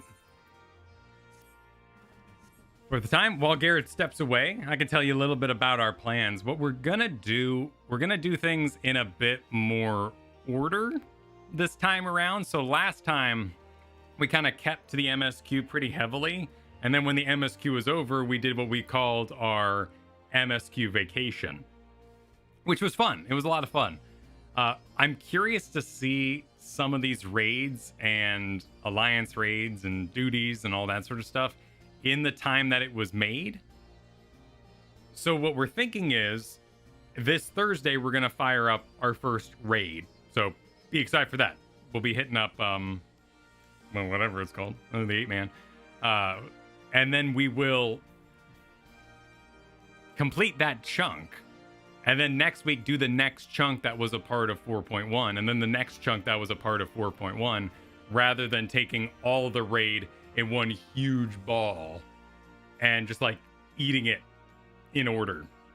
So we're going to ride the content based on the actual raid. Oh, I appreciate it, Daz. I've seen the name of it. I appreciate it, though. So by going with the patches, we'll kind of feel what the story was like. And when we take a break with, you know, Nero and Sid, if they go off and they're like, we need to study this for another 3 months or so, and there's like a 3-month gap before the next patch, we'll kind of feel that a little bit because we'll come back and visit them later on. So it's all good. So Alliance, normals, there's some trial thing like the triple triad, not triple triad. What was it called? Containment units. That we're gonna do. We're gonna do all the stuff. I just forget the name of the trial. The Warring Triad? Yeah, the Warring Triad. But there's something like that for this one that also released in sections. So we're gonna do things in sections this time. So this Wednesday will be our first raid. And should we finish that early rather than getting to the next chapter, we'll go hit up one of the optional dungeons that was released in 4.0 or 4.1. So we'll kind of tour the patch as we do MSQ. We'll tour the patches and the content that came out with that MSQ. Means there's a little more organization in the background, but thanks to John and his help, we'll be able to, I believe 4 Lords sounds right. 4 Lords sounds correct. So we'll be able to kind of do that alongside the MSQ there. Cool, I'm sufficiently dressed. Shall we go say hi to the Sultana? Let's do it. I believe we're going to the Sultana province. Here we go. Yeah, I'm definitely not biding my time so I get a free port. You monster. You made me wait while you shopped. That's true. I appreciate that. I do appreciate that. You can call the Uber. I was at maximum tomestonery. Where? Isn't there a little teleporter there? Yeah, Pope's here. We're going to the hustle? The what now? Oh, okay. The hustle. Go to the Chamber of Rule, man. Yeah, I thought so. It's been a while since I've been here. In fact, I don't know where I'm going. Clearly, you do not. Yeah. I mean, I've got Boring McBoring over there with some more Paladin quests, probably. Boring McBoring. And his boring adventures of boring. That's how I felt about the snake primal. You are expected, my lord. Please proceed. My hair is fabulous. He is fabulous. Super Side Swipe, think of a super chat. The 8-man was released in 4.01 before 4.1. Oh, yeah. Interesting. So that came out, well, I guess 0.01, so maybe it didn't come out with a box coffee. Copy. Oh, but I clicked. It's all good. I'll see you in there. Thank you for answering my summons in these most interesting times. You have been busy. We saw her, I believe, there at the Grand Melee, but I don't think we've interacted with the Sultana in a long while. No, are you at council? I'm ready. Wait, I'm at busy. You been busy? What's council? I said I clicked, so I went. Oh, you went to the first. Oh, one. okay. Yeah. The liberation of Alamigo will have far-reaching consequences. There's a leaf blower outside. My cat's very scared. Hang on. Oh.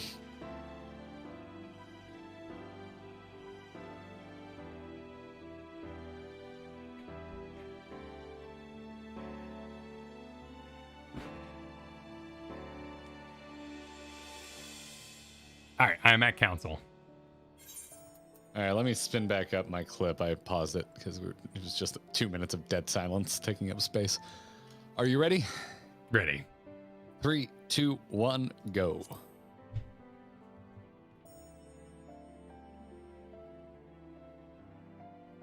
Oh, that's nice, lady, that they take into account people would rush to raiding if given the opportunity. I speak of Rauban and his future. What about it? Serious face. All know the tale of his rise from penniless refugee to member of the Syndicate and General of the Immortal Flames. Yet though he has come to call Uldar home, it will never be his homeland. He is a son of Alamigo. And now that she is free, I thought it only a matter of time before he sought my leave to return to her. Indeed, I had resigned myself to his loss. Suffice it to say, I was greatly surprised to hear him speak so lightly of handing over the reins in Alamigo and retaking his place at my side. I will welcome him with open arms, of course. He is my most trusted advisor and my dearest friend. But I have known the man a long time, and beneath that steely gaze, I spied a flicker of doubt.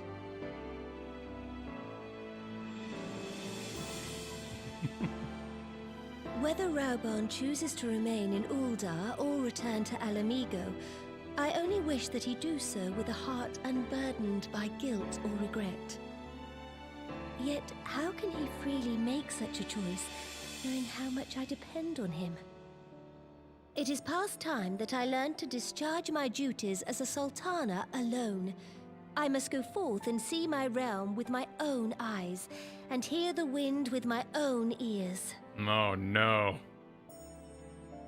Incognito princess. Might I have your company for a brief adventure?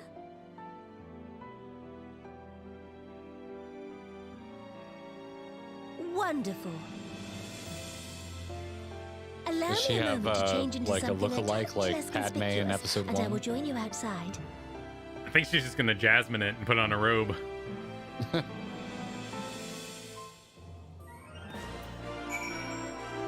Tazimus, yeah, Dexter is a big kitty. I don't know if you noticed we have a visitor, Kyle. Oh, hello, Dexter. Is he chonking? He is chonking. Look at this chonker. Yeah, he's chonking. Oh, he is purring up a storm. You are. What level of undercover princess are we dealing with here? All right, but I'm gonna put you back down. On a scale of Body Padme stream. to Jasmine. Padme to Jasmine.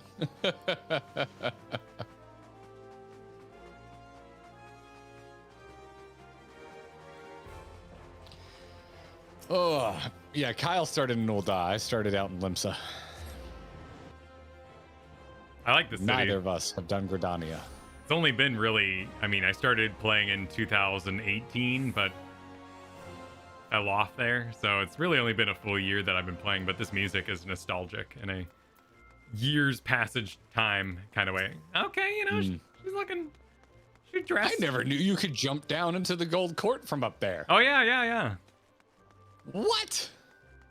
I had no clue. I didn't even know all this shit was down. I've never been down here. What's with the cactus? Have I, Scholar? I wouldn't. I probably wouldn't know if it took place in A Realm Reborn.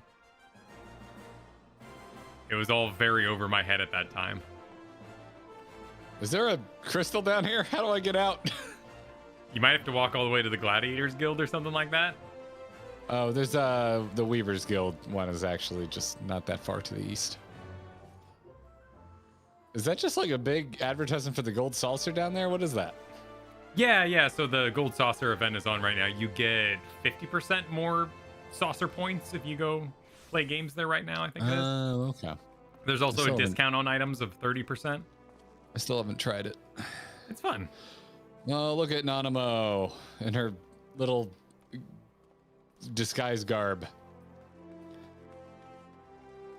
Yeah, let me see.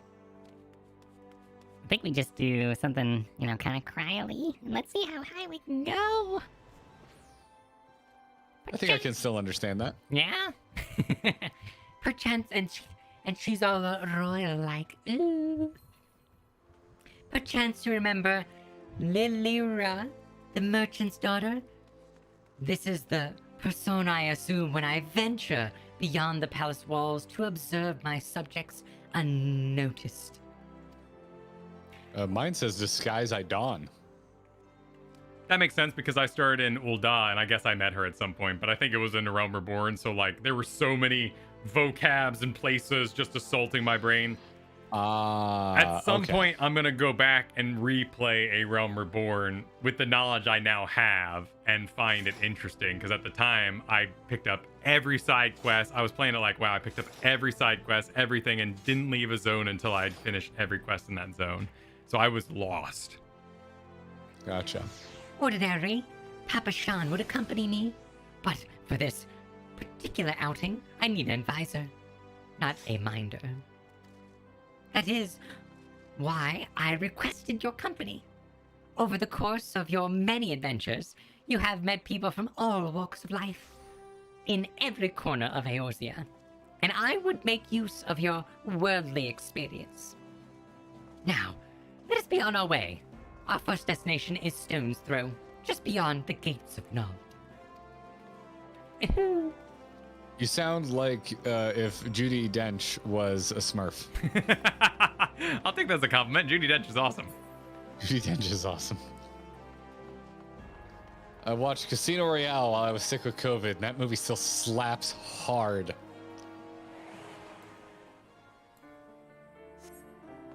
The dogs, man, they got words today. They're not happy about something. Aaron, thank you for the super chat. One of the reasons I watch your stream allows me to go back through y'all's eyes without going through the pain. GG. Glad to hear, Aaron. I think we missed a super chat earlier. What about the new huge piece of side content, also known as Eureka? Also, Heaven's on High. Heaven on High will probably be like a chill stream we'll do, like we did Wednesday at some point. Yeah, do more people watch that? Because our views for Palace was terrible. they were fine. Like we had fun, you know. So I had a good time, yeah. But like, it seems like nobody wants to watch that. There might be a bit business decision there if Eureka is kind of in that business. It might be something we do offline because it's fun. So we'll see. I don't really know anything about Eureka, but I see a lot of people posting that, oh no, you'll get swallowed by it, which probably means it's really grindy, which is a personal opinion if we get swallowed by it. We'll see. We'll check it out. Excuse me. Anyway, Dame Judi Dench to the voice acting booth. Look upon this procession of tattered tents. These refugee camps are in squalor, at the mercy of the elements and Thanalin's predators both. The city's mighty walls offer safety, but these streets overflow with people as it is. And unless blessed by the hands of Nald himself, no refugee could ever hope to afford a dwelling in Ul'dah. 20 years have passed since the fall of Alamigo, and 5 since the calamity. Yet the plight of the poor has grown more desperate, not less. As a Sultana, the blame falls upon me. I'm gonna go with your hands have been tied because you were literally kidnapped for a while. Well, yeah, and I've been at that table where people argue. Yes, my authority is limited, and that is an obstacle I must work to overcome. Shall we press on? I would follow the road to the unholy hair. Whoever said you would watch us just turn on our cameras and smile, thank you very much. Oh. It flew by very quickly. I missed who to attribute it to. Oh, that's right, we can fly here. Oh, right. I believe I can fly. It's been a while. I believe I can touch the sky. Think about it every night today. Spread my wings and fly away. I believe I can soar. See me run through the open door.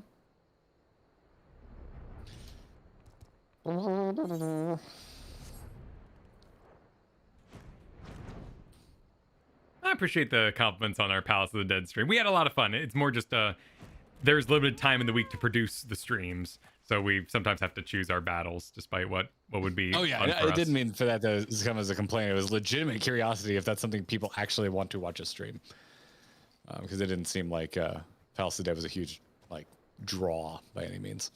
It was here, in this holy and unremarkable place, that my mother and father met their doom. I was but a child at the time. My parents were returning from an inspection of our interests in the East Thanalan. When Thanalan. When an untimely rockslide crushed their carriage. To this day, it is not certain if the incident was simple misfortune or an expertly planned assassination. Boy, everyone is just full of bummer stories right now. Raban once offered to reopen the investigation and bring me the truth he assumed I must surely crave, but I refused. Even if my parents' deaths were orchestrated by monetarists, we could not only have brought their hirelings to justice. The true villains, those who plotted to put me on the throne as a biddable puppet, were ever beyond our reach. Thus, did I plan to strip the merchants of their power and place our nation in the hands of its citizens, quite unaware of the consequences my actions would have for you and yours. I shudder to think how many goodly souls paid the price of my nativity. But I am no longer a child reciting words with witless obedience, and I will not be a pawn in the monetarists' damnable games. Forgive my outburst. You are one of those few people to whom I feel I can speak my mind. Come, let us return to Ul'dah and visit the Colosseum.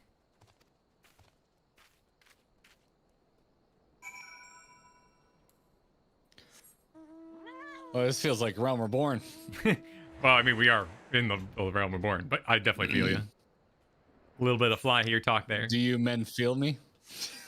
Oh, I can men feel it.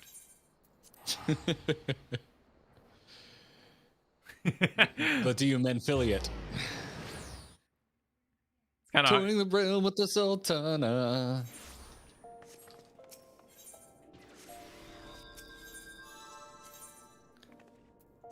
Where are we going? Ah, yes. The Gladiators Guild. Men, please, you're married. Art thou feeling in it now, Mr. Krabs? Fucking went for the same line. Nice. We're really just gonna follow her around while she pontificates. From the moment I became Sultana, I found myself thrust into an endless parade of document signing and ceremonies. For years, I simply signed where I was told to sign, and I sat where I was told to sit, blissfully oblivious to what any of it meant. Yet one good thing did come. of that ignominious chapter of my life. For it was during an official visit to the Colosseum. Is that Colosseum? Or is it like Colosseum? Colonoscopy. That's Okay. Colosseum. That I first met Raban. The match I had been invited to attend was not at all what I expected. They had pitted the Bull of Alamigo against some dozen or so rival gladiators. Blinkered through it I was. Drunk off my ass? Is that what that means? I'm gonna... maybe watching through her fingers? I would not stand for an obvious an injustice and demand to see a fair fight, one man against another, and my royal wish was duly granted. It was not until later that I learned of the gambling ring, which had arranged for Raban to die on the sands that day. Regardless, my intervention meant that Raban had but a single opponent to dispatch, which he duly did. And when he knelt before me to receive the winner's purse, he swore that he would one day offer me his blade in service. Surrounded as I was by liars and manipulators, I confess I dismissed it as a pleasant piece of theater. But as you know, Raban is a man of his word. Though it took him another 5 years of fighting on the blood sands, he amassed a fortune so great as to buy not only his freedom, but a seat on the syndicate. And then I had my blade. I was about to say, I'm actually kind of enjoying the story. I would love to see it. Oh, okay. I thought we were about to see it. There we go. Yeah, you're right. Hey, oh, yeah, there it is. Yeah.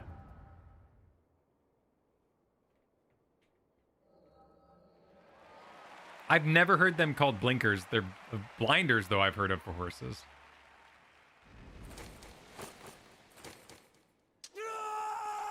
All right, Tataru, you got to hit up Raban. He's been wearing the same thing for 7 years. Yeah. Well, he got the arm cover, which is very cool. Yeah, no, it's a great set.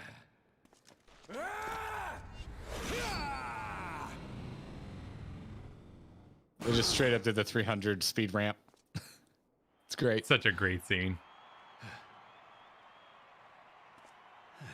I would go watch that scene right now. He opened up his inventory and toggled his helm real quick.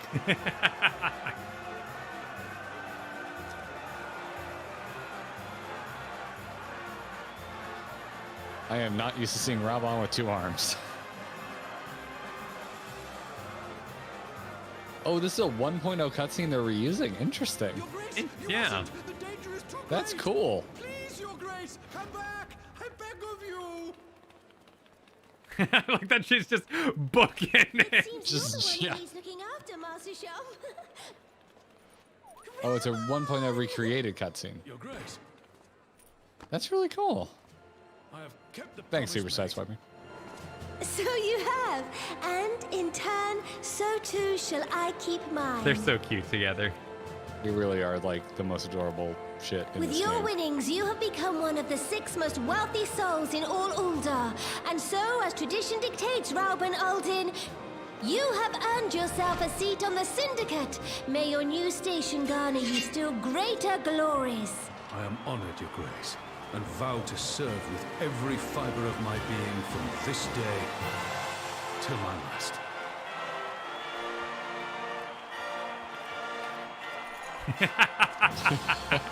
Just long live pure the Sultana, unadulterated joy. and long live Ul'dah!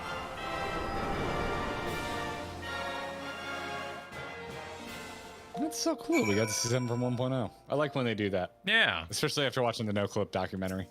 The continuity. Words cannot well express what that man means to me. There are others who care deeply for my well-being, of course. Papa Shan's love for me is as that of a grandsire for his grandchild. But upon matter of governance, I cannot turn to bodyguards and maidservants for counsel. Raban, with the authority of his syndicate position, was the first sword I could wield. His was the only edge which could cut the strings. that bound me. Aww.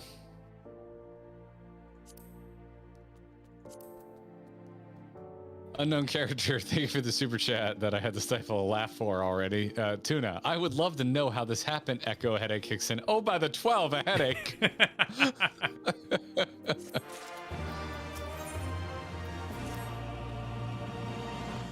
We must make haste.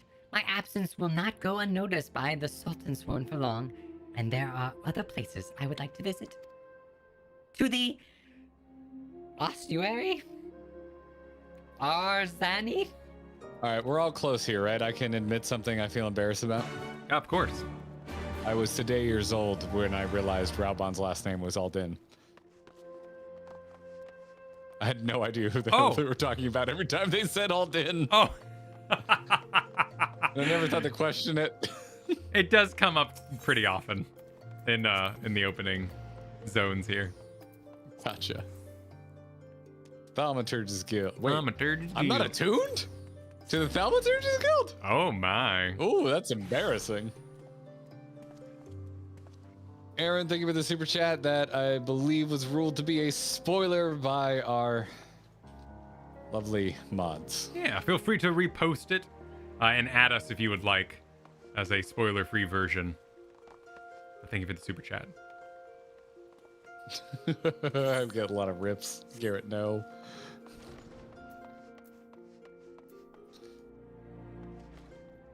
I've watched some of Kristen play through the Thaumaturgy Guild, and it's a pretty cool rundown, like getting to see all the, I think they're brothers or something doing adventures.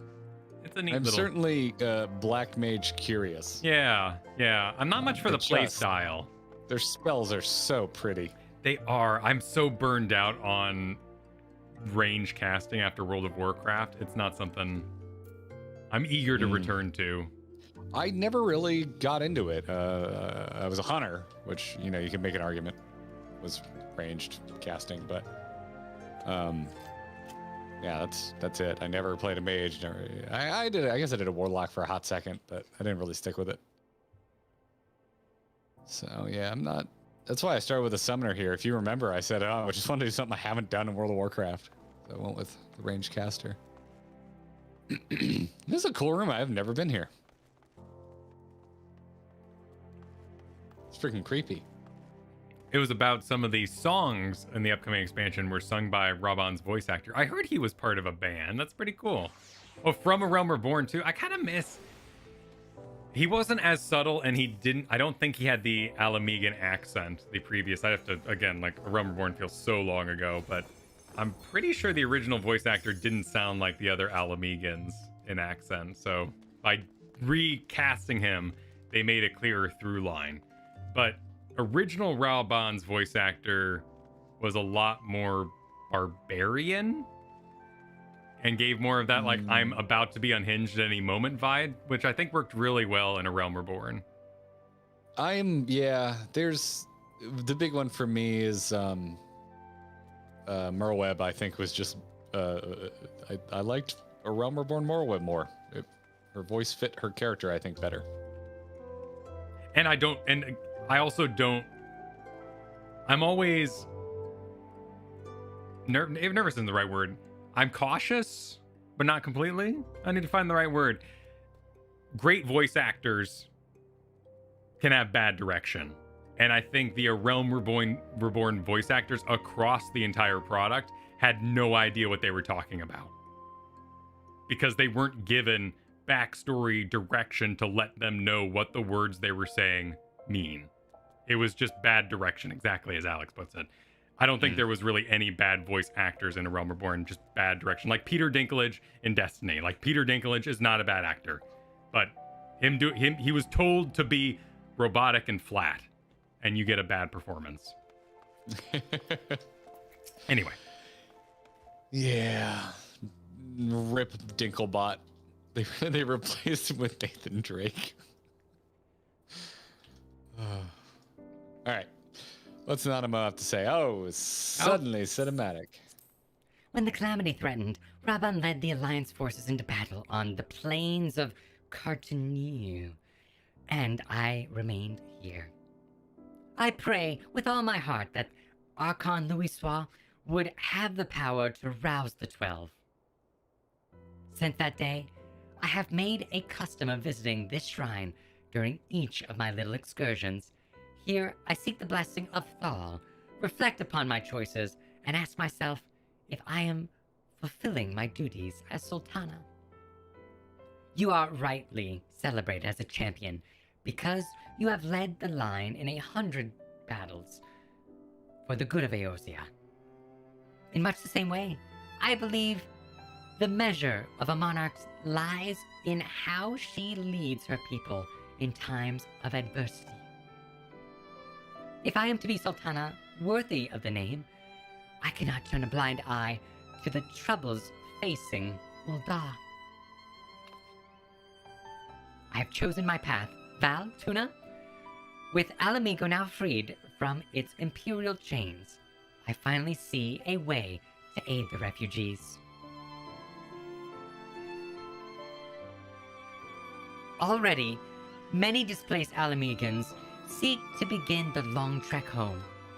To facilitate that process, I have made a small contribution, an artist's school in Rauga's Reach for any who wish to learn new trades. Realistically, however, it'll take years for such training to yield tangible benefits. But we do not have years. These people will need shelter and employment if they are to survive. And this time, the Ul'dah Treasury shall provide. Precisely where and how to allocate the necessary funds is, of course, another question. Time to make a choice. I'm leaning towards option 2. Yeah, I don't like the Syndicate. No, I don't trust those little potato We are bastards here to as much as advise, so let's actually say something. Yeah, I was about to say I don't trust them as far as I can throw them, and I could throw them pretty far, so I'm just going to say I don't trust them, Kyle. That was a short joke. A wise suggestion. Mayhaps a visit to the Gold Saucer is in order. Its proprietor is a member of the Syndicate, and he is one of the few who pay refugees a fair wage.